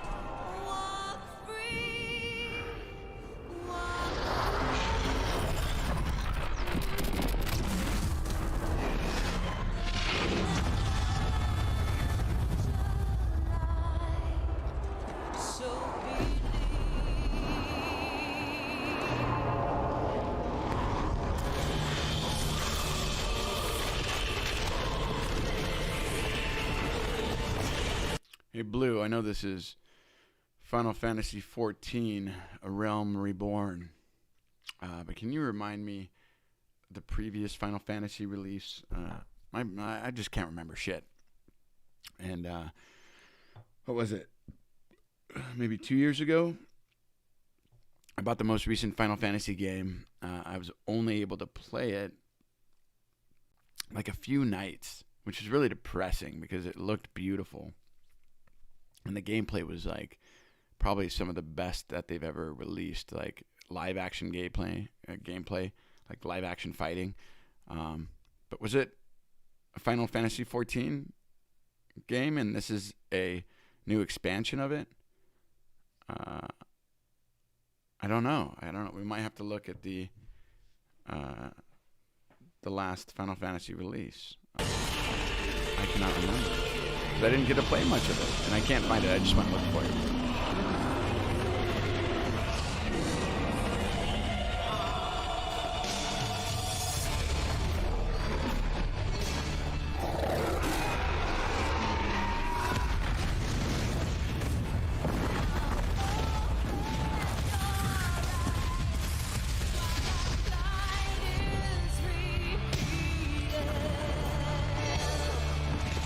So badass. No, it wasn't 7 Remake. Shit. I don't think I bought the 7. It must have been 15. That was out 2 years ago.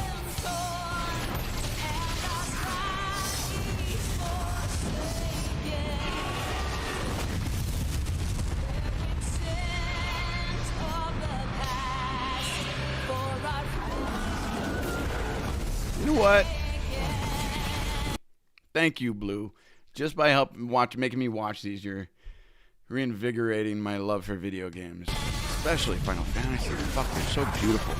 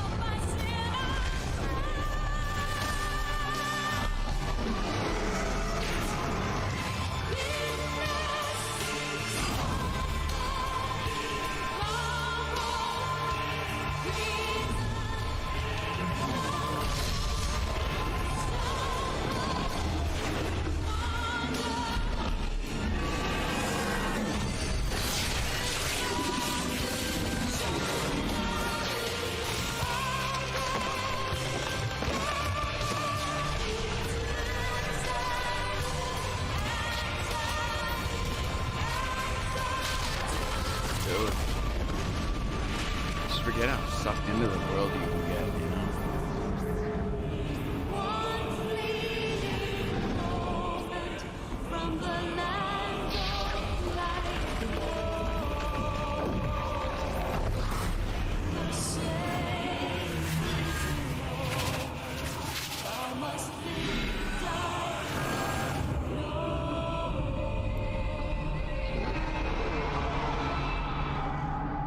So well done. Do you remember when WoW was cool? When WoW would release a new expansion and they'd have those beautiful trailers and get you all hyped up for it. God, WoW was so good back in the day. It sucks how reckless they were. 15 was the road trip game with Noctis and his pals. Everyone wore black. I was really digging on it, and I only got to play it maybe for like a week until life got in the way again. That's when my ex-wife left me. It was right when that game came out, so I just got into it and then couldn't keep going. Let's see, Final Fantasy, all games.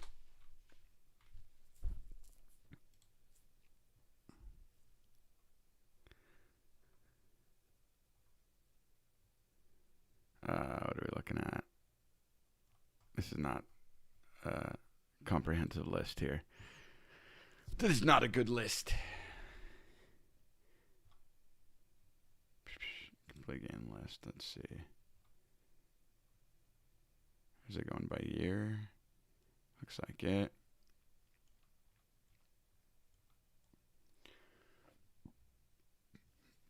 Right, there's a 7 remake. Yeah, it must have been 15, huh? Wait, yeah, 2018. Yeah, that sounds about right. It had to have been 15.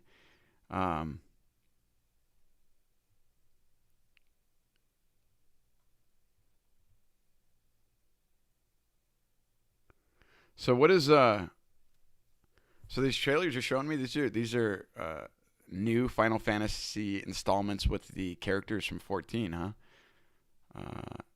And when is that coming out? That's interesting. Yeah, it had to have been 15, though. Let me take a quick look.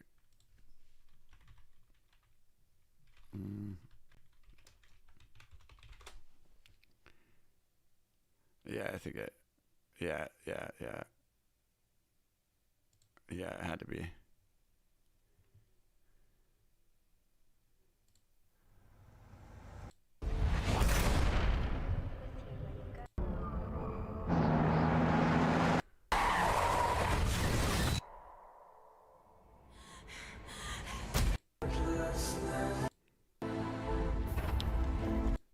It had to be 15. I really wish I kept playing, man. It's gorgeous.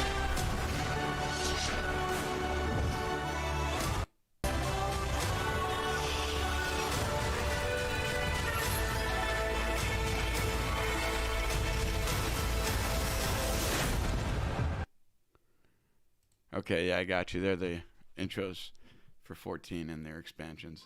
Okay. Dude, WoW was great. Their cinematics were so beautiful on the release. It was such a fun game. I played that for so many years. The biggest problem with World of Warcraft was that it was getting tired, and they were doing whatever they could to like get new players and keep that money coming in, that $15-20 a month subscription fee. 15 is okay, but not super amazing, but not terrible. Not super amazing, but not terrible. Okay, fair enough. Well, maybe it's good I didn't spend 200 hours on that game, but yeah, I know exactly what World of Warcraft should have done, and it's really a shame that they didn't do it. They lost a lot of players when they came out with oh god, what was that first-person shooter that they came out with? I think it starts with an O or something. It's quite popular. It was quite popular. Very cartoonish shooter. Dude, what is it? Let me see.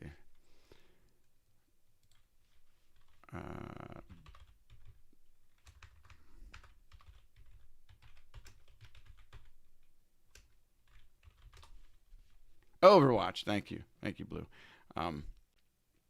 Yeah. So what was happening is that everybody that played WoW at the time, we were all expecting this big, giant release, like something new, but that was kind of WoW based. And they just kept pumping it up and wouldn't tell anybody anything. So people like me were expecting like a StarCraft version of WoW, which would have been the smartest thing they could have done. But they ended up just throwing this Overwatch game with these new characters, a cartoonish shooter that no WoW player really cared about. And so it was such a letdown that I think they just lost a lot of players. And then a lot of their expansions after that, too, were just they were just like fodder. Like, they're more and more ridiculous. Pandaria was like the one that really turned a lot of people off. But what they should have done, what Blizzard should have done, is created a MMORPG of StarCraft and allowed you to somehow transfer your WoW characters in. Blue says StarCraft WoW is just Warcraft. Right. If they did a World of StarCraft and then allowed you to somehow transfer the characters that you've been building in WoW for years into the world of StarCraft, in some way, shape, or form, like a little function in the game where you can go through a portal and then blast your character into StarCraft, and then your kind of fantasy character through the portal becomes more of an alien creature and is now the same character in a sense, but maybe different in some way in the StarCraft universe, and then you end up kind of continuing on your game from World of Warcraft to World of StarCraft. I feel like that would have really just blown shit up and made them a ton of fucking money. I was expecting something like that. Because the Overwatch thing, they were just like blowing up this great new game. It's going to be the most amazing thing. Everybody's going to love it, but we're not telling you anything. And then you got Overwatch, and we're just like, what about WoW? You know? I feel like a character transfer wouldn't work well because the world styles are so different. No, I agree, but if your character that you put all that time and money into goes through some sort of shift and transfer into some sort of alien creature, or I mean, a lot of the World of Warcraft characters, at least the human ones, would fit in StarCraft because there are humans in it. So there could be this introduction to this new world, right? And it's just this crazy new futuristic world, and I think that could have worked. And like that kind of alien creature, there were alien creatures in WoW. What were the Draenei? They could have just been shifted into a different StarCraft universe, alien kind of creature. I don't know. High fantasy versus high sci-fi. I know. It's weird. It's crazy. But that's exactly why I think it would have worked. And I feel like you could have still continued playing your WoW character on WoW, but had your like transferred over character into StarCraft. I don't know. It just even if that wasn't a possibility, coming out with the world of StarCraft probably would have saved the franchise, or would have saved Blizzard. You know. Blue says maybe. I don't know enough about WoW to weigh in meaningfully. Lore-wise, it creates issues, but strictly gameplay and for people that were expecting more, like, yeah, fuck it. Who cares? Maybe you can't transfer your character over to StarCraft, but a world of StarCraft would have fucking made them a lot of money.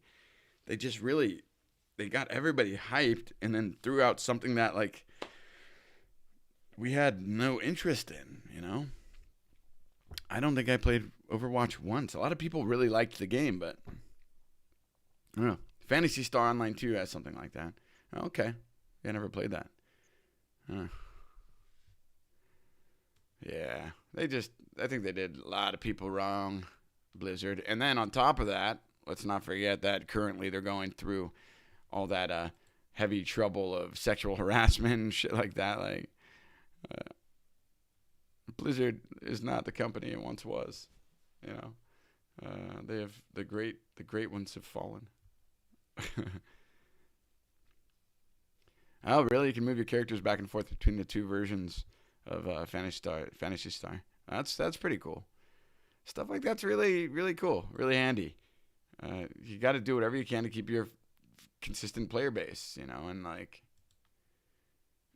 dude, Warcraft really just took a dump. It was such a fun game at the time when, like, it was the only game with such a large open world that you really felt like you were in there, you know, like before you can get a mount, you literally had to walk across vast landscapes and try and avoid big bad creatures. And then if you got stuck in an area that's way over your level, every time you respawn, you're fucked. And you're like, shit, I cannot go back there. And it's going to take me forever to get back to where I was.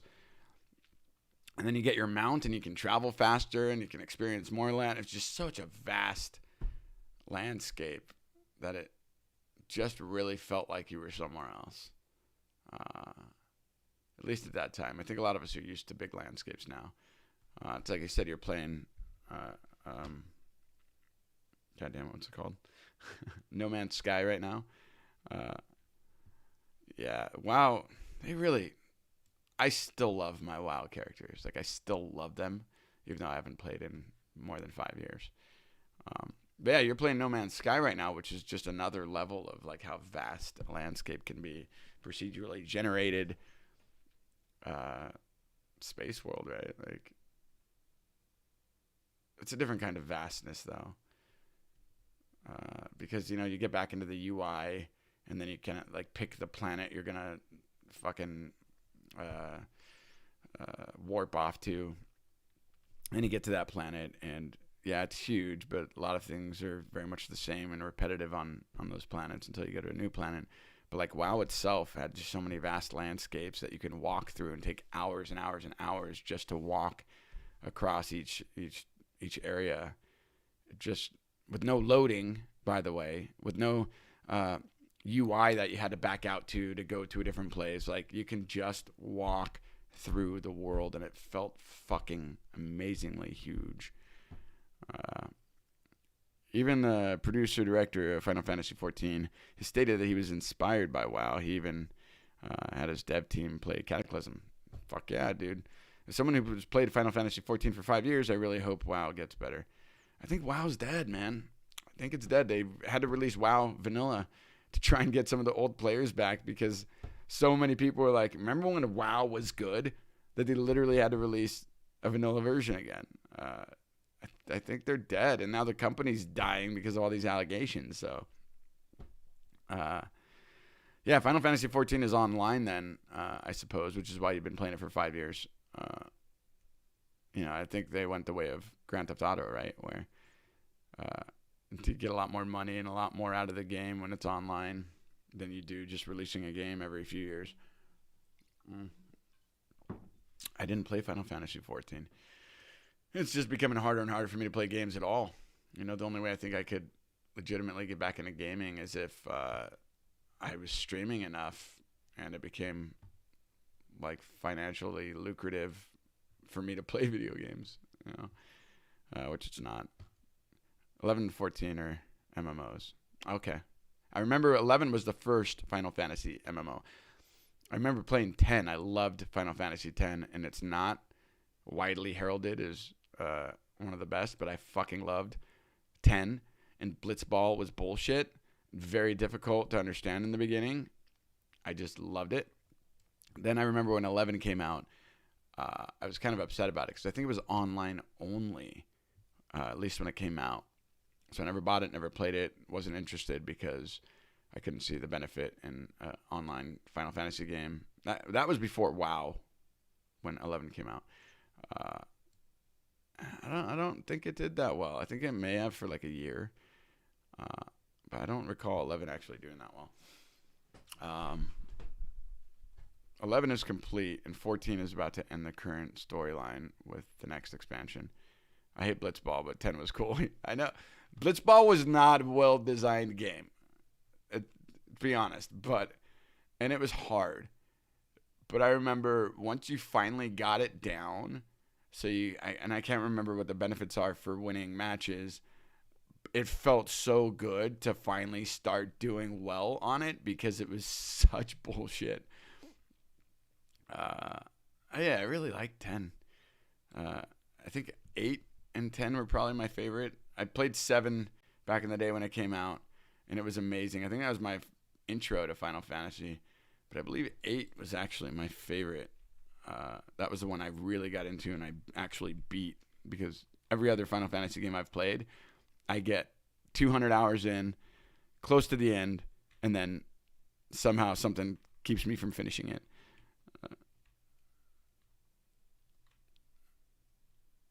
I've watched videos on how you can break it early on. Okay, fair enough. Final Fantasy 8 trailer. Let's see.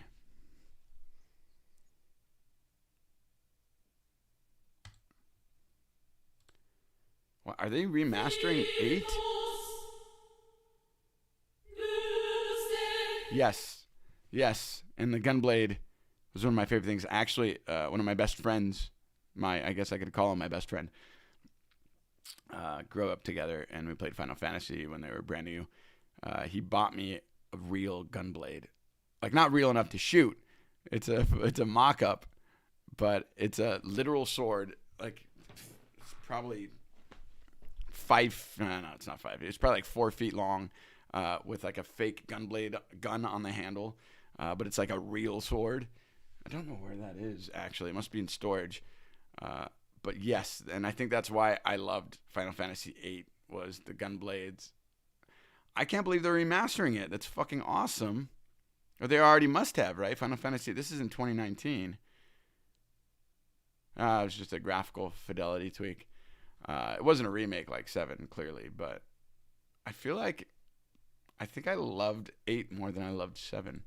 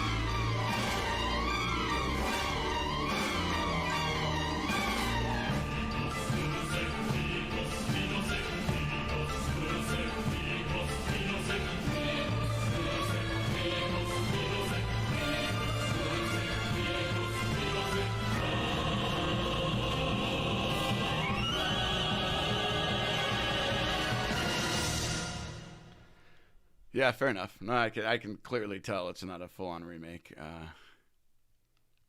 It's been so long now that I can't even remember if I actually bought the Final Fantasy VII Remake. I may have bought the digital version and then never played it. But I can't even remember anymore. 7 was fucking amazing, though.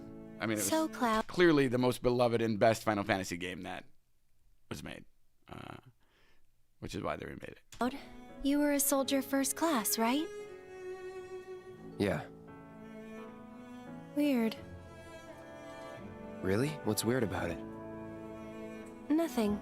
Just that you were the same rank. I'm gonna grab the pup again real quick. As who? The first guy I ever loved. Oh. Wow. Your eyes. Yes, Aerith is an ancient. Probably the last one living. You know you're not just any little girl. You're a descendant of the ancients. You're wrong! I'm not an ancient! When we're older, and you're a famous soldier, if I'm ever trapped or in trouble, promise you'll come and save me. Sephiroth. Soldiers. I'm sick of this. I'm sick of all of this! I've never been so proud. Women must be hounding you day and night. I'd really love to stay and chat, but we gotta go. So soon? Got more pizza in the oven? I'll take another. Wesh! Looky here, boys! Burglars! Tifa, I'm coming for you! Viciously! Without mercy! Until they vomit blood! You seek my approval, do you? I should warn you. Huh? Tails, you lose. Give it back. Give it back. Are you going? I'm sorry, honey. I wish I didn't have to. Shinra has confirmed the reactor to be the target of the bomb threat. Shinra's decided they ought to stamp them out. The sky is falling, and Avalanche is to blame. But I work for Shinra. I'm the enemy. I don't care. Greetings and welcome. Avalanche, I presume. You mean you're not here to give President Shinra his comeuppance? I've also drafted a That will not be needed. 2 words, Reeve. Neo Midgar. Come on, let's push it past the red line! Stop them, you fools! Don't let them escape! They're going to drop the fate on us? Yes. Whispers, perhaps best described as arbiters of fate. No, you don't! Not when I'm working! I promise you will regret this. The sector in which you stand has been condemned. You're a soldier, aren't you? Which, of course, would mean that I own you. Through suffering, you will grow strong. Isn't that what you want? Come on, you see the piece of shit we're driving here? Says the 300-pound sack of it. Hey!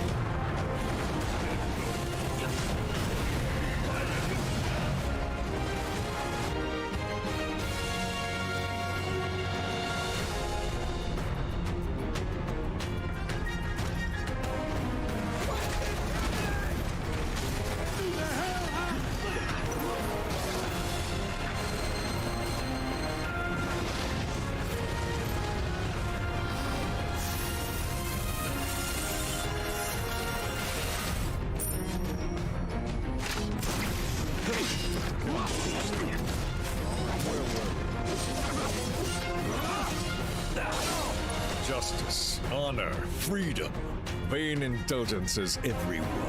Every time the whispers touch me, I lose something, a part of myself. Tonight marks a new beginning. For Shinra! This could well be her last line of defense. Let's go. Let us defy destiny. Together. Cloud, there's still so much to be done.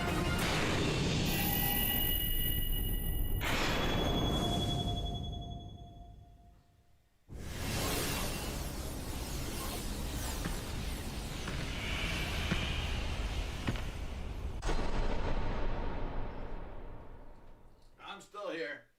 I'm still here.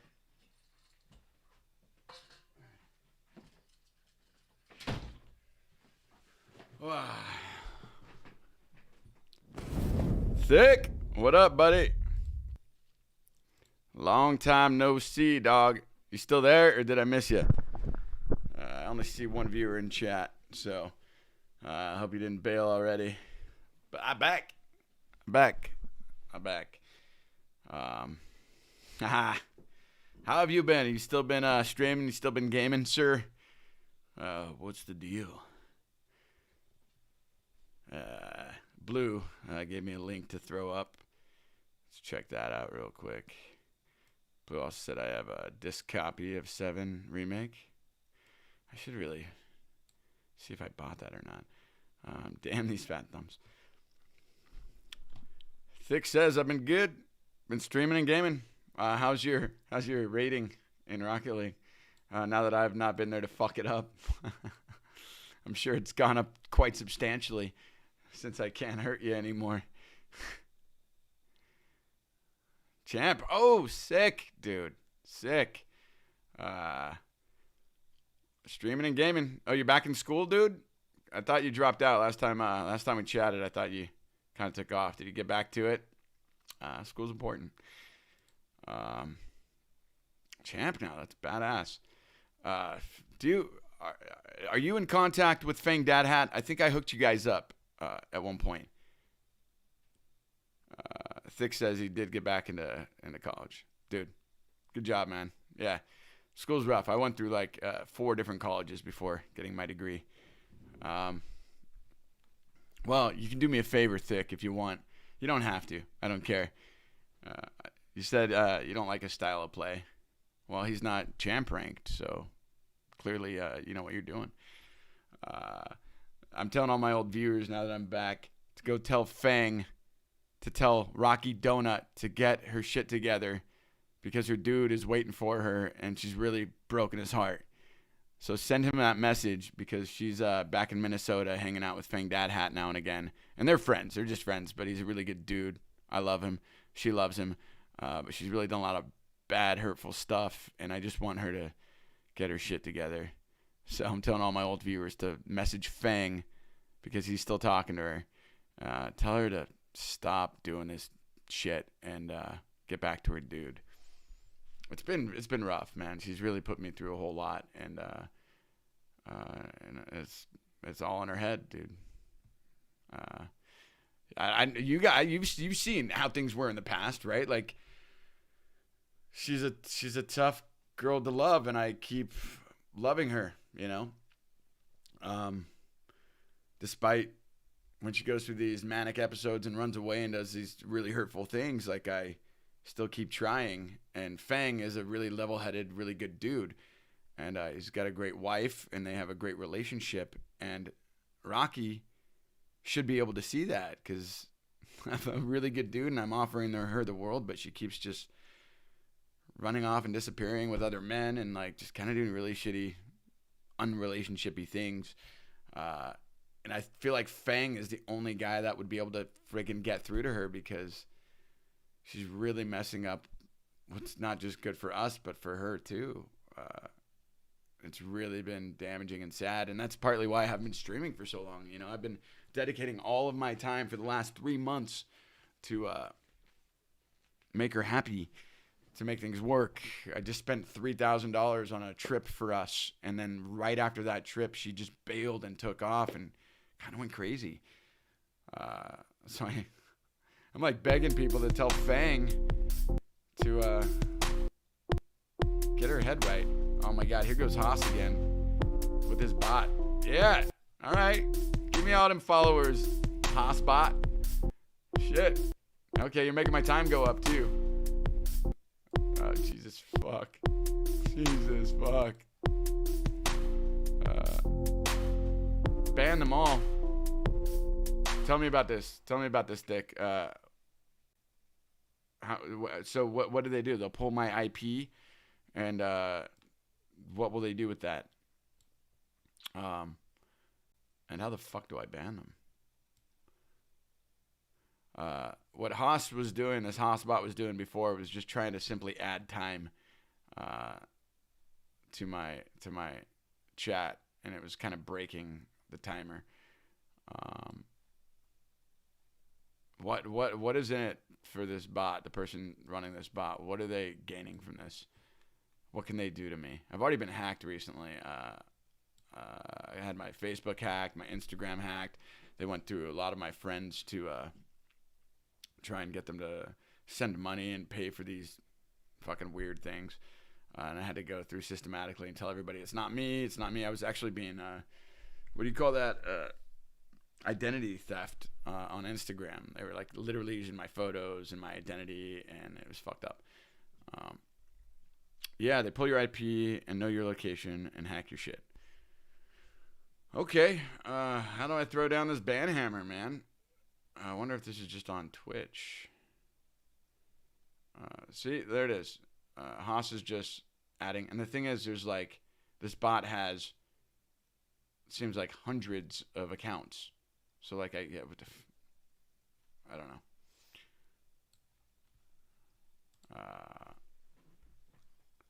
Doxing.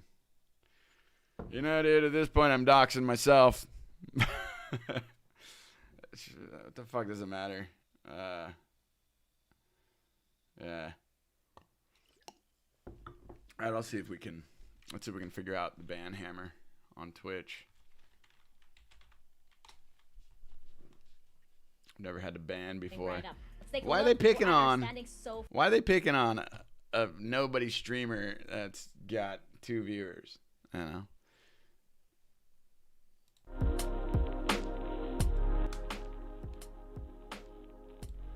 Oh shit! Yeah, I could probably. I think I might already have 2FA. Usually when I sign in from a new account on Twitch or from a new PC or something, it sends me a code that I have to enter. I don't know. I don't recall if it does that every time, but I think it does often. What up, Shay? Create a dashboard. Stream manager, community maybe. Followers list. So I gotta ban all the Haas's, right? I don't know how to do it.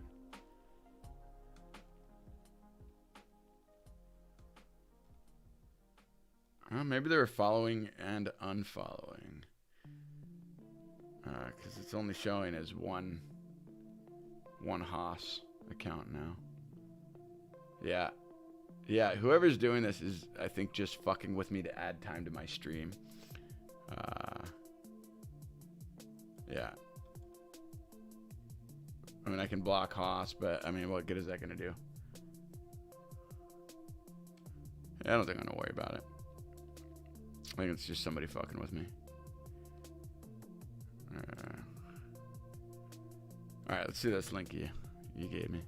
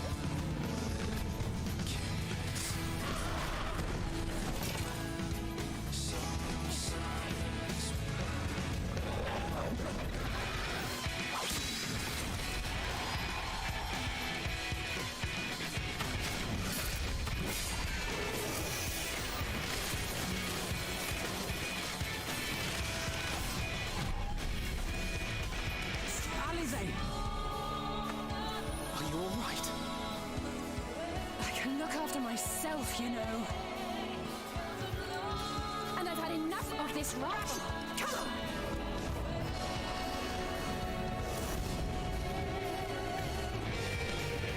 as the chaos spread. The star seemed doomed to unravel, and yet...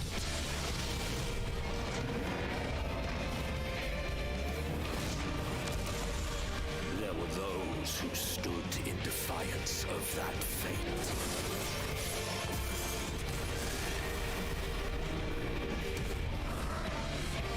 The hour is come, Vritra. It's all or nothing.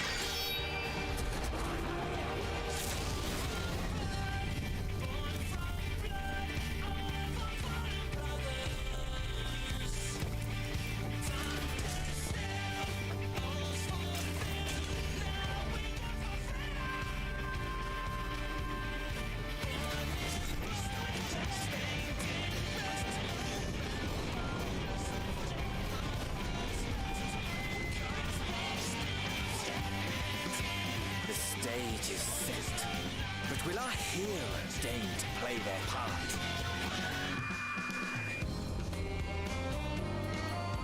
You took your time. 'Tis as we feared. The respite afforded this land was but fleeting. The end draws nigh.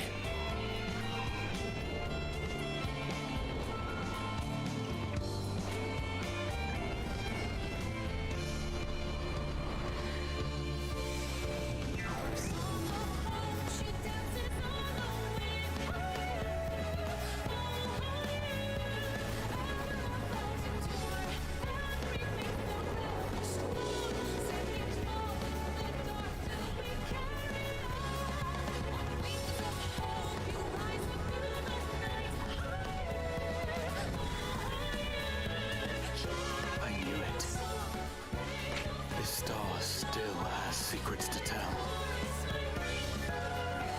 Take care, my friend.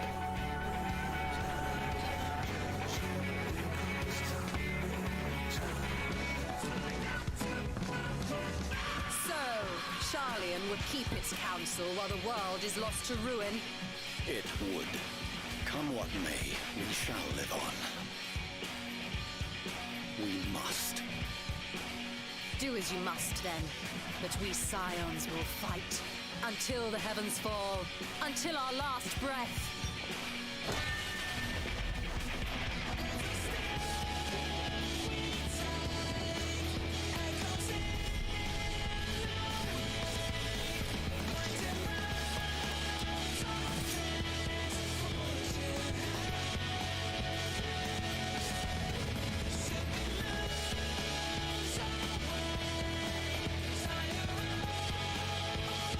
Oh, I'm sorry, dude. I didn't even notice you said that. This is the wrong video.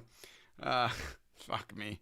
I'll be honest. I was sending maybe what could be the last message to the ex. She was really horrible to me today, by the way. Like, really, really horrible.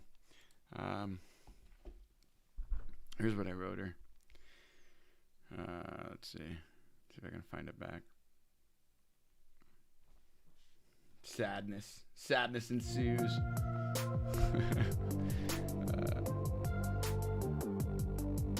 It's really messed up. Like, I mean, I'm not told the whole story, and maybe I will at some point, but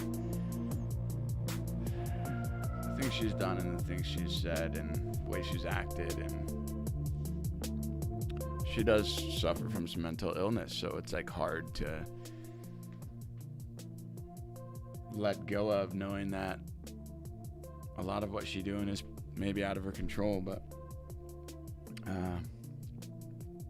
I said, she went out tonight, by the way, and is like completely bullshitting and lying to me about what she's doing, because she's been hanging out with dudes and talking to dudes and like just kind of running off, being crazy. But I wrote to her, I know what this is gonna take. You're gonna have to go through another string of shitty men before you realize what you had and what you've done. She has done like a whole lot of really bad things. It is really, really sad that it is what it will need. And it is sad that I have to let you do that and go through that when we could have had it all. Success, love, travel, and a family. Your mistakes are screwing us both, but I have to let you make them. You need to make big changes to get happy and healthy, and you just won't even try. I'm strong to have made it this far with you. Nobody else would have taken this kind of a beating. Nobody. I'm really sorry you can't see what's right in front of you, and you can't see what you've been doing. Just so disappointed. Sad face. God, that's so emo. But it's so true. Plus, if fans join in, they can save up to $150 Just nothing will get through to this girl. Looks like you just made I've just like bent over backwards for her and spent all my money on her and time and took her back when she ran off and cheated and just like done everything for her. And I have to let her go. I legitimately have to let her go, and it's just really hard. All right, let's watch this one, dude.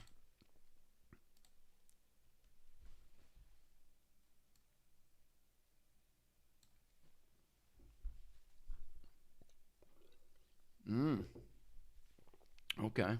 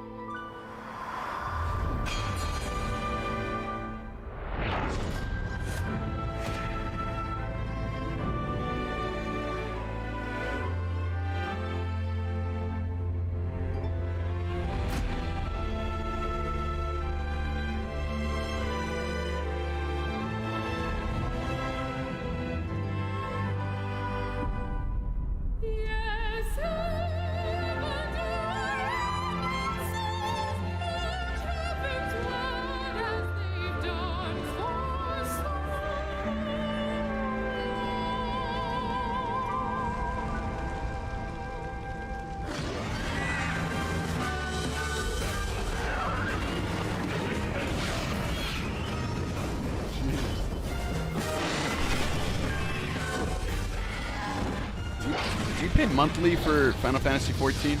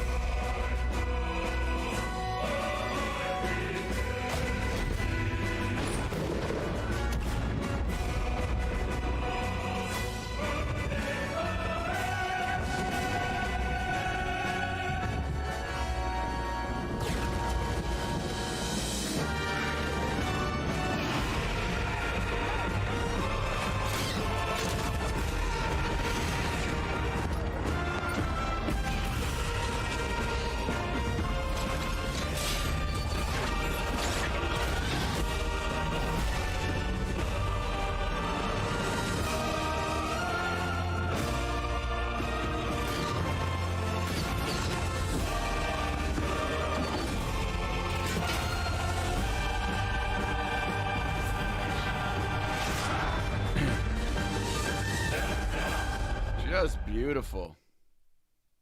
That's fucking beautiful. It's so fucking beautiful. Final Fantasy is the best.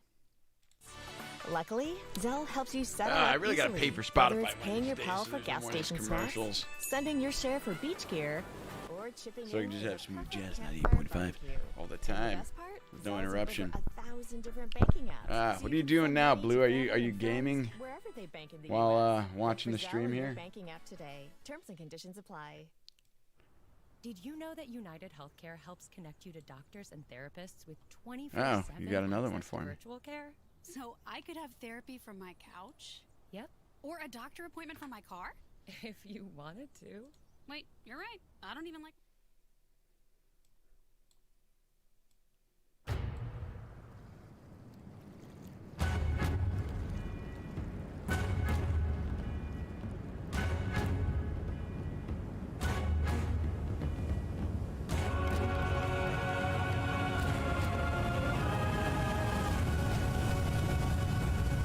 I've been in No Man's Sky all day.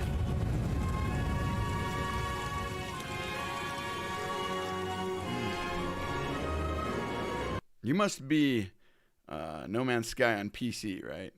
I have that correct. Yeah. I don't think they merged the games. I think they did make it cross-platform at some point. I wish I could get into PC, but on my PlayStation No Man's Sky account, because I have fucking like quadrillions of credits, dollars, or whatever on there. But if I ever get a better graphics card, I would love to just continue playing it in VR, and then I could definitely meet up with you in VR on your No Man's Sky. That would be so sick. I really need to get a better graphics card, man. I wonder if there's still... It is crossplay. You know, the problem is I don't think I can get into my PlayStation account on PC. It has to be a separate account, which sucks, dude. And I sold my PC VR a long time ago. But, I mean, my PSVR. Either way, dude. I don't even know if... can we get graphics cards now for the regular price? Because they were supposed to come out with, like, non-crypto graphics cards so people can actually play games again. I don't know if that's happened, but I really need to get a better one because I really want to get into more PC VR stuff.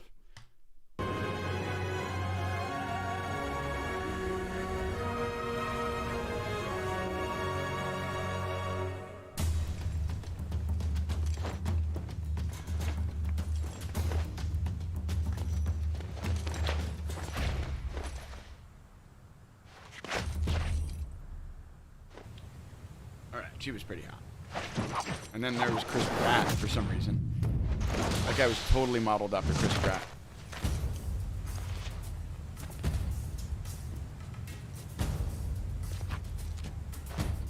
No, maybe not. But he does have a similarity. This is badass.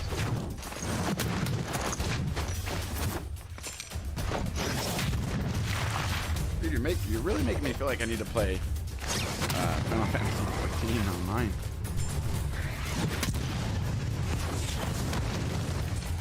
I feel like it's way too late, though.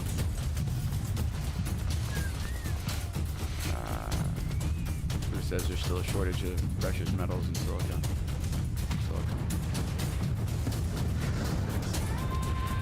It's not necessarily the shortage that's been the issue. It's the issue of crypto mining.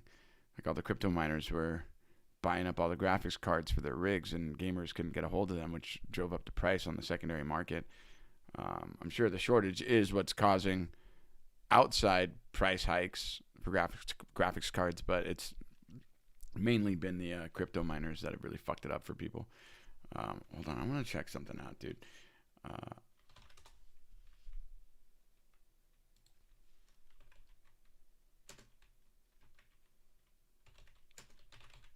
I don't know if I've even seen like actual gameplay footage of Final Fantasy 14.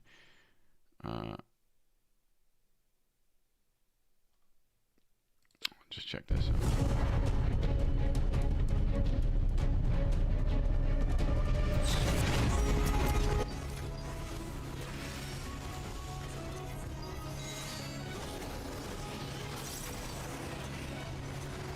Okay, it's the same guy in all the openings. He's a stand-in character for playing character, the Warrior Light. Okay, whatever.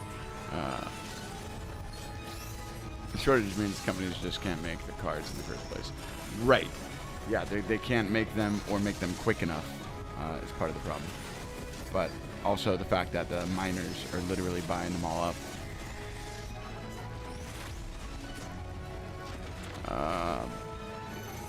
I mean, this feels like WoW, dude. I bet it's way better. It very much feels like WoW.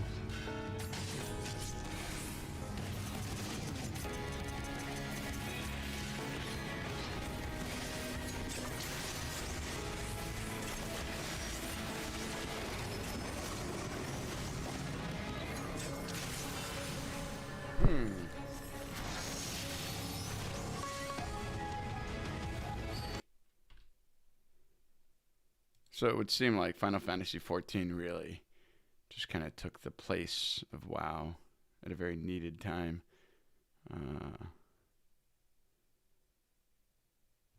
Oh, look at this. 15 years of WoW versus 1 year Final Fantasy XIV. This should be a good video. Over the last few weeks, I've started to notice a lot of familiar faces from the World of Warcraft community taking another look at Final Fantasy XIV. So today, I want to talk about the differences between these two games that, while sharing many similar concepts, diverge in their execution of the MMO genre. As a fan of both games and 15-year veteran of WoW, I've often thought about this subject as I now play through Final Fantasy XIV on a near-daily basis since August of last year. I frequently get asked to compare the two, and the simplest way I've been able to do so is the following. World of Warcraft is an MMORPG, while Final Fantasy XIV is an RPG MMO. What does this mean besides hopefully sounding clever?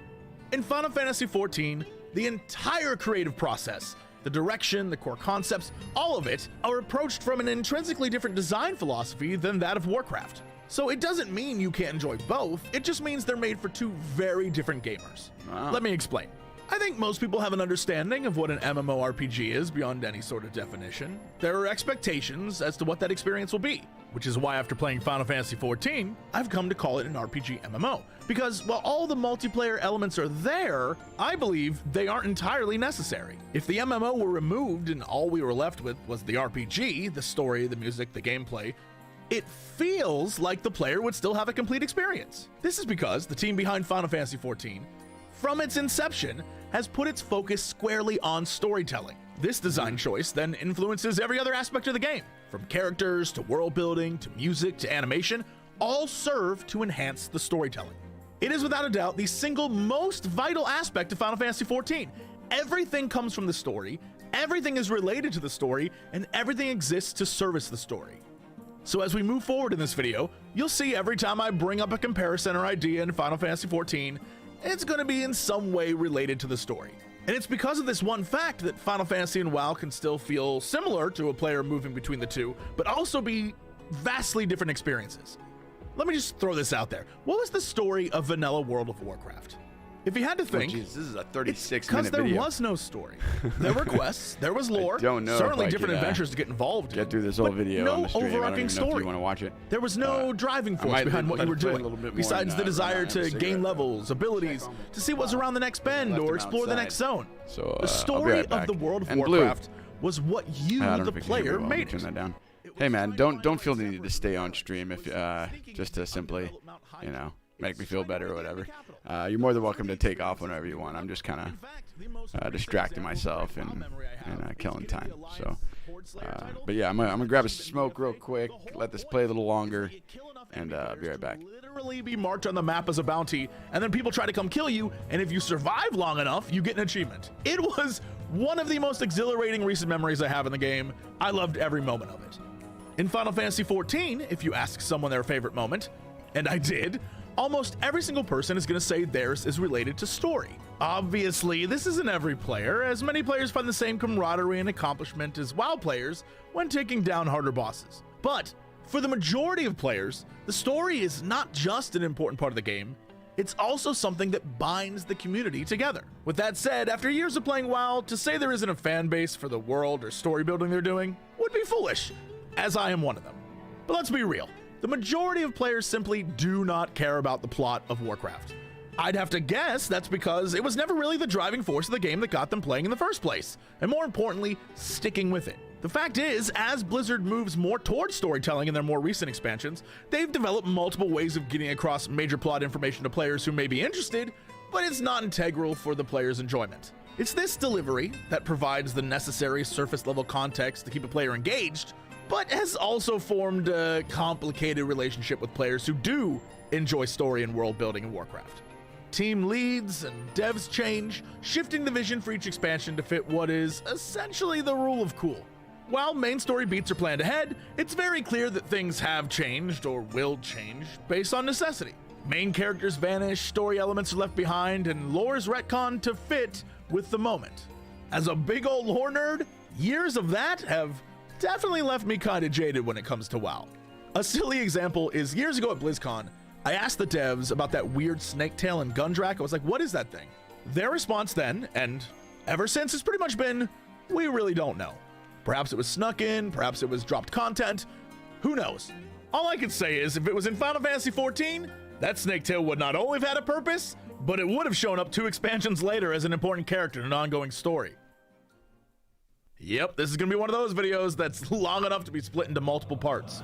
But it's good, because it allows us to dive a little deeper. When it comes to content, both games feature the staples of the MMORPG genre to differing degrees. Leveling, dungeons, raids, PvP, special events, grinds, and daily quests. In fact, some on the 2 dev teams are friends, and they definitely borrow ideas from each other all the time. Yoshi P, the director of Final Fantasy XIV, is notably a huge Blizzard fan. The difference, of course, comes from what the dev teams have decided the focus of their games should be. The best way I can simplify this is to say that Warcraft is more about the destination, and Final Fantasy XIV is more about the journey. As an example, in WoW, the leveling process in, say, a new expansion is a buffer between you and max level where the real game starts. I was once told by a friend that he always thought of it as advertisement for places that later on at max level you'll spend time grinding. Once you've leveled up, you can begin doing harder dungeons, farming gear in Mythic Plus, running raids, joining PvP battlegrounds or arenas, and doing your daily quests or grinding rep.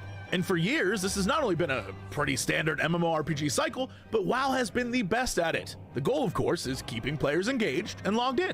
And going back to our original story discussion, doing most of these things continues the Warcraft story as well. In Final Fantasy XIV, it's a bit different.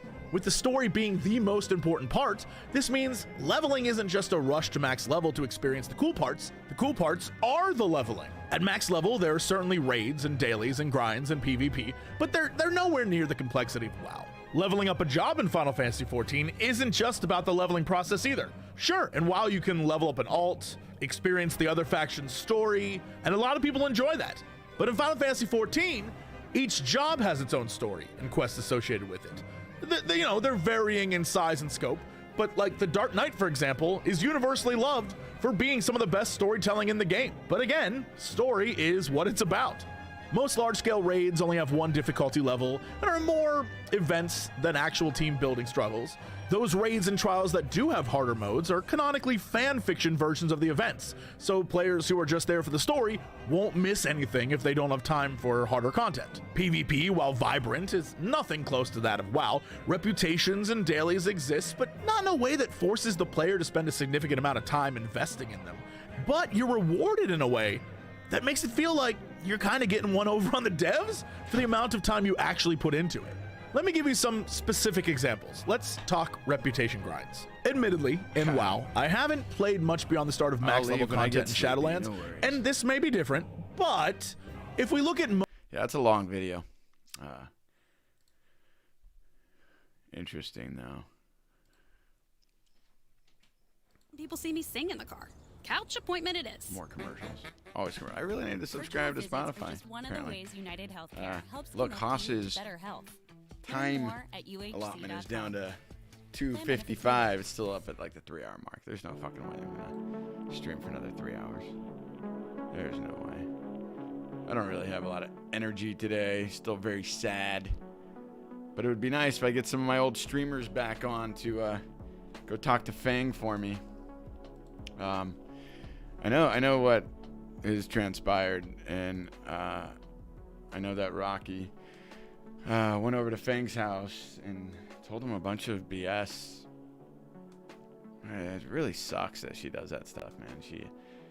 What she'll do is she'll gaslight me, and then cause me to have an outburst, and then she will take that outburst and go tell all her friends that I had this outburst, and then I'm a bad guy when she's the one that like caused it by gaslighting, insane, and doing like pretty bad stuff. So it's like people like Fang get a bad idea of me when I've been like probably the best dude that Rocky has ever had. And she said that many, many times to me and other people, that she's never had as good of a dude as me. And but then she goes and does this stuff, and it's so shitty, man. It's so damn shitty. And I know I don't deserve it. And you know, everybody in my life who knows I'm a good person, they say I deserve better. And I don't deserve the kind of stuff she's put me through. But when you love somebody, you just can't stop. At least I can't. And I don't give up on love, no matter how much it hurts. And I really wish I could change that about myself. Blue, you told me it took you a long time to get over your ex. I don't even remember you having a partner. How long ago was that? No, because I remember your brother... I think he's still got the same girl, doesn't he? Or wife. I think maybe they're married. I don't ever remember you with a partner. Yeah. Just gonna check out Fang's chat or Fang's stream real quick. now I'm like stalking Fang to see if anybody messaged him about me. I guess I won't be able to see because it only brings up the recent ones. It's just funny. High school. That was a while back. You don't get out much, Blue, which is part of the problem. You just don't get out much, which is okay. I suppose you're not looking. I've kind of made a lot of my personality over the last few years about trying to find my wife to make a family with and stuff, and it's really ended in a lot of pain over and over and over. I guess Fang's got a co-stream going. That's pretty sweet. He's a good dude. Fang's a really good dude. I suggest anybody to watch him. I don't think you were my neighbor at the time I had a girlfriend. Yeah, I don't think I was. That would have been years before, I think. Because you've been living there forever. Like, ever. I'm so surprised you're still there, but I'm so glad you won. You never told me if you guys got money out of that lawsuit. If you guys got like a settlement. I fucking hate Dorothy more than anything. She is such a terrible human being.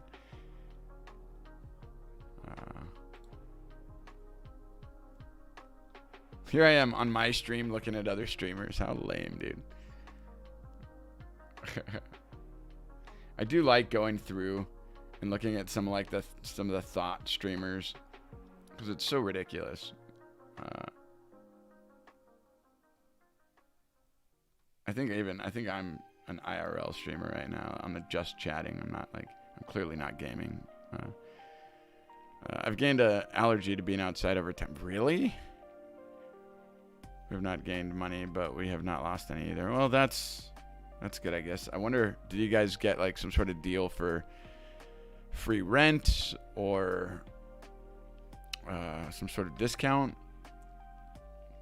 I mean, it probably cost you legal fees to fight that case, so I guess maybe that's what you got was the legal fees.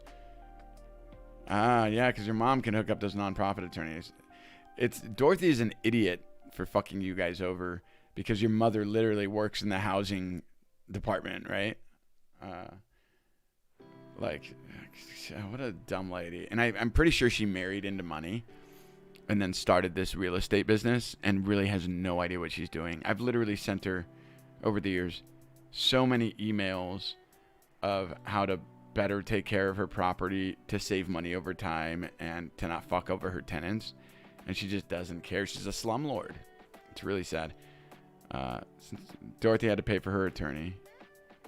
She's not even in the country right now. She is just a horrible lady, man. You know, I didn't think people like her existed.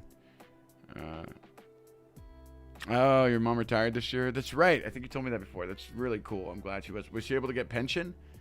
I hope she got pension and stuff because she was working for the city for fucking ever, I think, right? Thoughts, bro. Thoughts.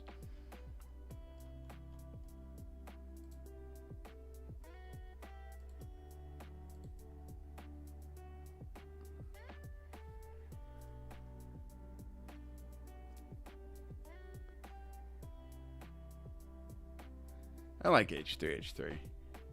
They were a good podcast. They screwed up though when they lost Trisha, and then he hired his mom for the Frenemies podcast. It's just not.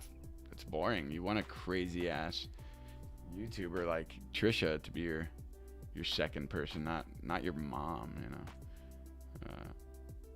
I'm kind of over Rogan. I haven't watched Joe Rogan in years. Well, maybe like a year.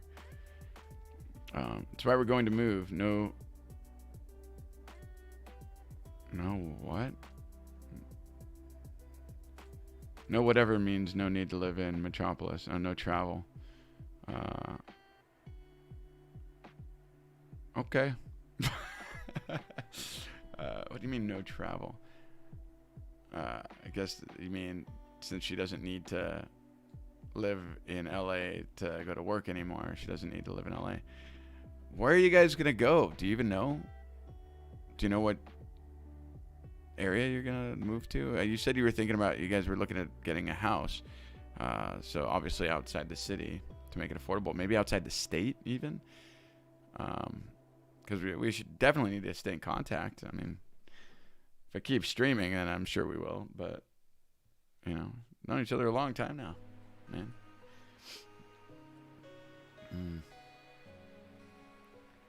PewDiePie really changed the game, dude.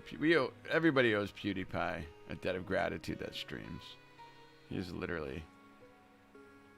Oh my god, look at Richard Hart. My $450,000 fashion spree proves I'm right about Bitcoin. Oh my god. Wow. That guy is incredibly rich now. Mom doesn't need to take a bus to work so we can live further away from workplaces. Was she still gonna work even though she's retired? What does that mean? Or is that talking about your work or whatever? Whatever. You know, you don't need to tell me on stream, but just curious. Wondering where you guys are gonna end up. Are the neighbors still there that I hate? The neighbors from below me, the Ecuadorians. I hate them so much. I've never ever disliked anybody as much as I dislike those people. They were really, really terrible to me. Really ugly people. Like, not physically, just inside. Fucking crazy.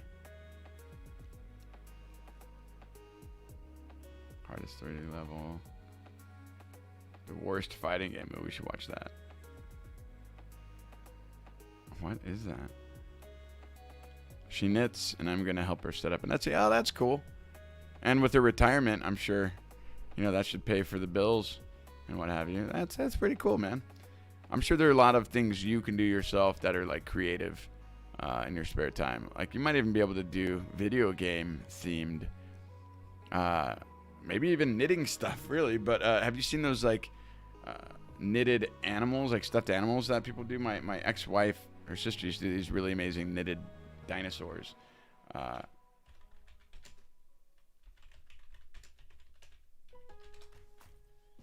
Those ones are the ones my ex's sister used to make were really, really cool. Like you could legit do an Etsy of video game themed characters like this. Those things would probably sell on Etsy. People love, especially like really genre specific game characters, like not just Mario, like off the cuff game characters that people might be in love with but you can't ever find toys of.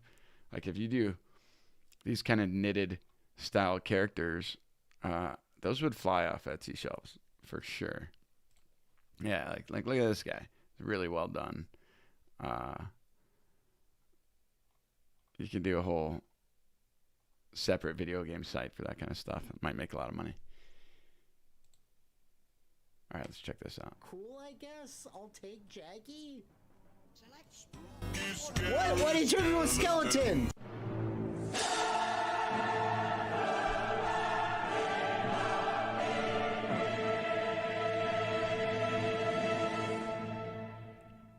Welcome back to my personal quest to see if I can find a fighting game worthy of dethroning Criticom as the worst I've ever played. Yeah! And I will do this by swimming through a sea of endless trash! Last time, we put the N64 Classic, citation needed, dual heroes to the test, and honestly, it was a milquetoast effort at worst. Let's just with the help of for this digitized disaster. But that's not to say that Kasumi Ninja probably have not great stuff on like PS1. It's a really, what'd you say? Oh shit, Matt McMuscles.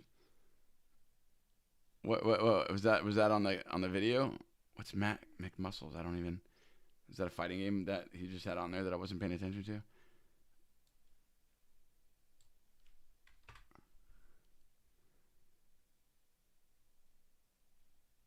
Oh, that's the fucking YouTuber. Okay, I'm stupid. Sorry. I've never even heard of him. Clearly somebody I should know about, huh? Time to give this wrinkly and Raiders of the Lost Ark. Oh, sweet. And yeah, Steven I totally dig this guy. I didn't know. I never even heard of him. Spielberg himself had specifically requested his services, as he had been impressed with the latter. Now, you can say a lot about the esoteric nature of the Atari version of Raiders, but it did the two things Atari valued most. Yeah, I'm surprised I didn't know of him. He must be kind of newer. 400,000 subscribers. When did he first join? 2016. How the fuck have I not? Because look at me. Like I'm a Game Chasers guy. Like I got a lot of the old retro game YouTube guys that I follow. Metal Jesus.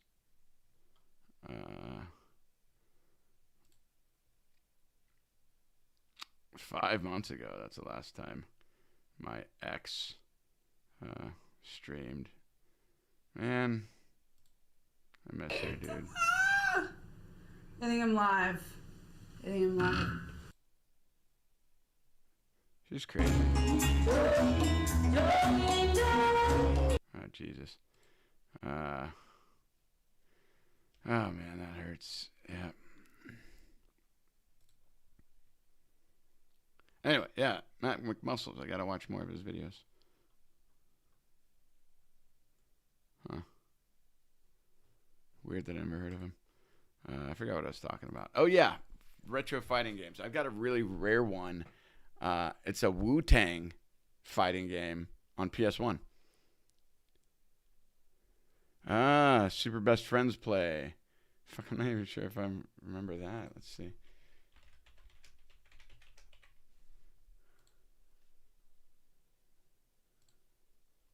Hey everyone, I guess it's time for, yes, that awkward video you hope never pops up, but you're kind of afraid it's going to happen someday anyway.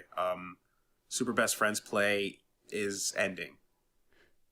Over the last 9 years, it's been really important to us in everything we do with this channel to just be direct and honest and genuine with you, and there's... You know what's crazy? Enter the Wu-Tang. Yeah, I think it is. I got that game, but I don't have the original. It's not, what do you mean? It's not a Wu-Tang Clan game. I have the game. I should go see if I can pick it, find it.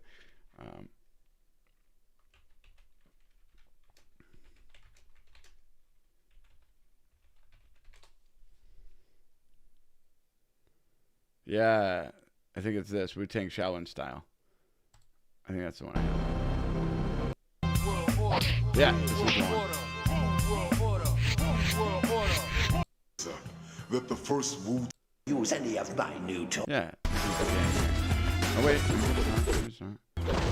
I should go so I can grab it. I don't have the original case for it, which sucks. Oh, they did play this on Super Best Friends. Maybe it is this one. I gotta go see. The problem is I never had the original case for it, but I got the game, and I was, for years I was looking for somebody just selling the case.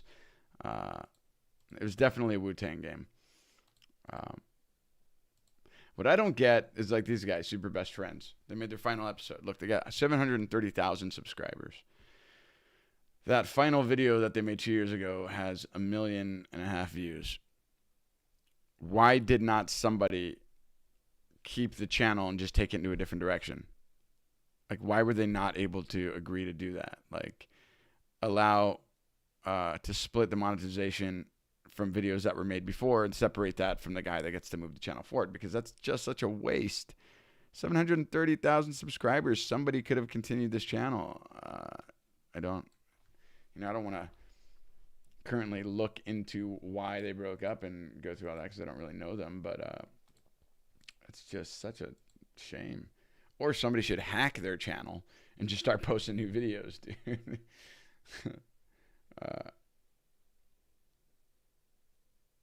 Emergency Bitcoin hacked. That was 2 days ago. Richard Hart, you crazy bastard. I'm pretty sure it's Shallow and Style that I have.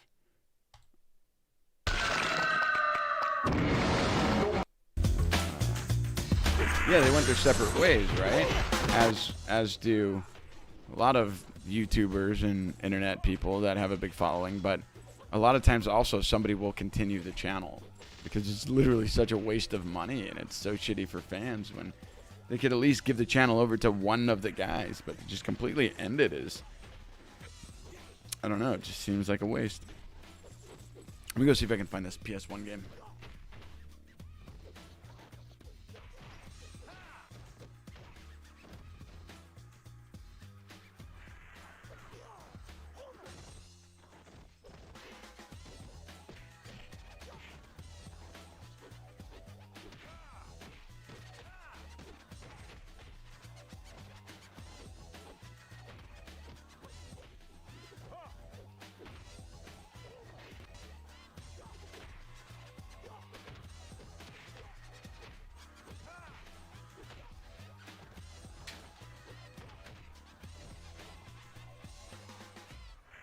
There we have it.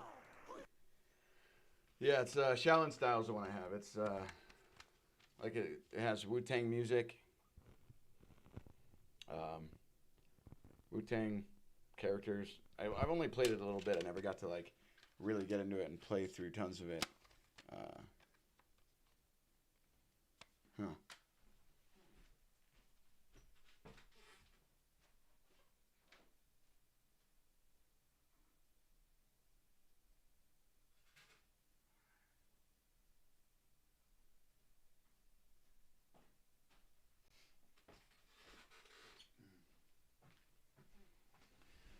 Yeah.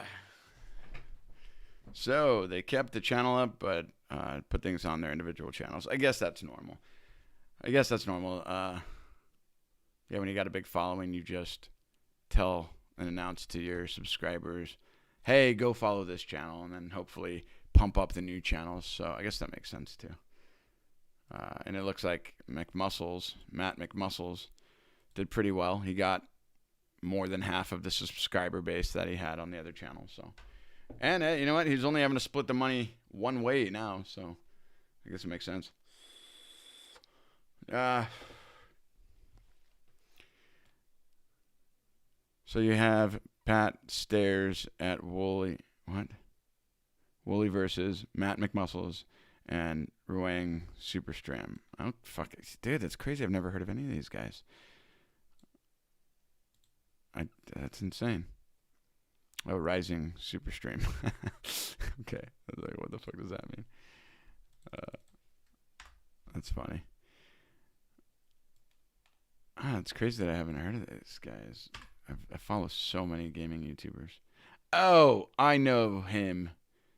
I fucking know this guy. Maybe I have seen some of the Super Friends or whatever videos before. Why, hello there. I absolutely know this guy. I'm back. It's me, Pat.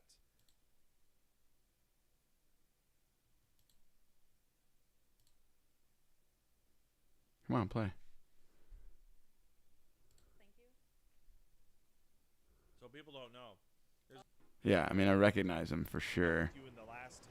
I think I may have seen his streams. That might be why. I very much recognize him. He did take multiple days to just play a shit ton of Pocket Racer. Like, that did happen.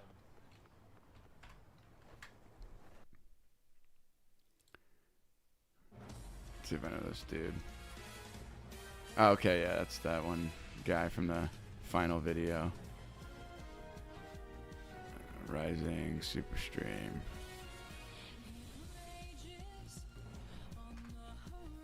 It's a great intro he's got. Shit.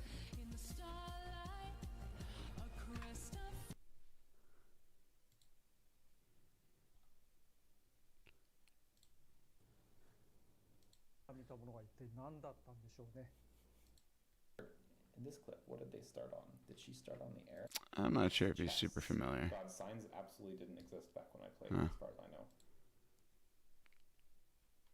For the 4 guys, and the super best friend cast is now Castle Super Beast. Wow, dude, you really keep up with your shit.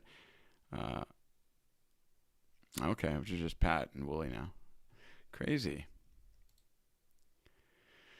Yeah, well, not only have I just fallen off the map entirely, but yeah, I never even really was privy to those guys. Fucking I. Dude, I'll tell you what, I think I'm getting tired. I think it might be time to call it a day. Stream one last streamception for everybody. We got a lot done, or did we? Maybe we didn't. We got hacked. That's what we got done today. We got. We're supposed to have 2.5 hours left because Haas decided to hack the shit out of me. And going on my followers, I only had 1 follow. So all of these follows from him were like follows and unfollows, it would seem. I'm not really sure what he's going to be able to do by acquiring my IP address. I mean, I'm pretty careful with my passwords and stuff. I suppose he can do, what do you call that? One of those hacks where he can follow what I'm essentially doing on, I guess, stream my desktop to himself, potentially. Maybe being able to get passwords and stuff. I've got some pretty cryptic passwords, I think.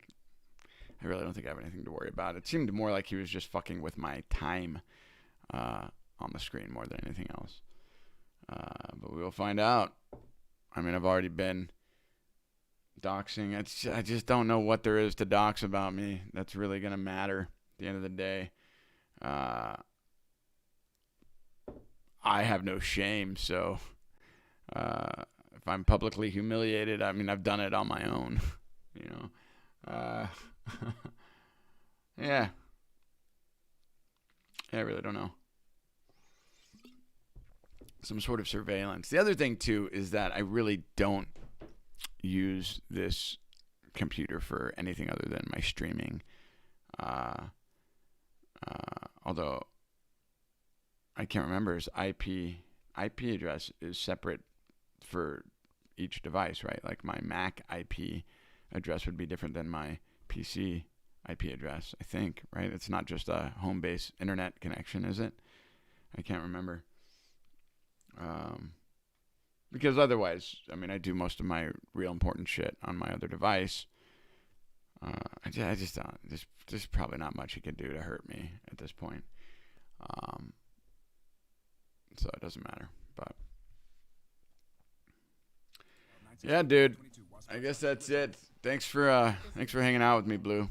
It's always fun catching up and chatting. I wasn't wildly entertaining tonight just because, you know, I'm down.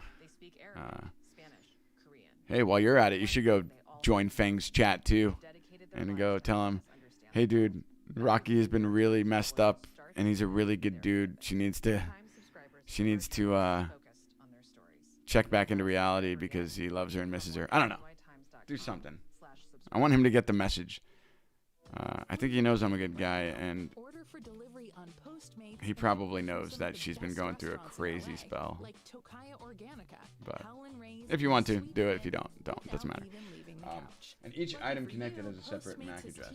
IPs your whole internet. IRC. Okay, that's what I thought. I thought it was just the one connection through each device, but one IP. So still, I don't think it fucking matters, dude. Like, he's not gonna be able to get my my key phrases for my crypto. I don't think there's any way for him to do that. I don't enter them ever. And I think you need that to hack my crypto accounts. So, and I've got like all sorts of protection on my crypto. So I really don't think there's anything to worry about. But we'll see. If shit starts disappearing and going awry, I guess I'll know. Yeah, fuck it. Doesn't matter. All right, Blue. Like I said, it was great hanging out again. Good chatting. Yeah, hopefully I'll get better.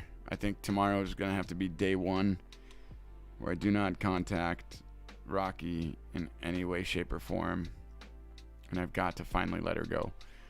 She's been out there running around, acting single and doing bad things for 3 weeks now and hurting me every single day when I've literally done nothing. And she's done this before. And every time she does this, she wakes up and then gets really sorry and then comes back to me. And I let her back in, and I can't allow her to do that this time unless she wakes up really soon. But, yeah, dude. Good night, brother. Take it easy. We'll see you next time I'm on, whenever that will be. But, here we are. Once again, Kill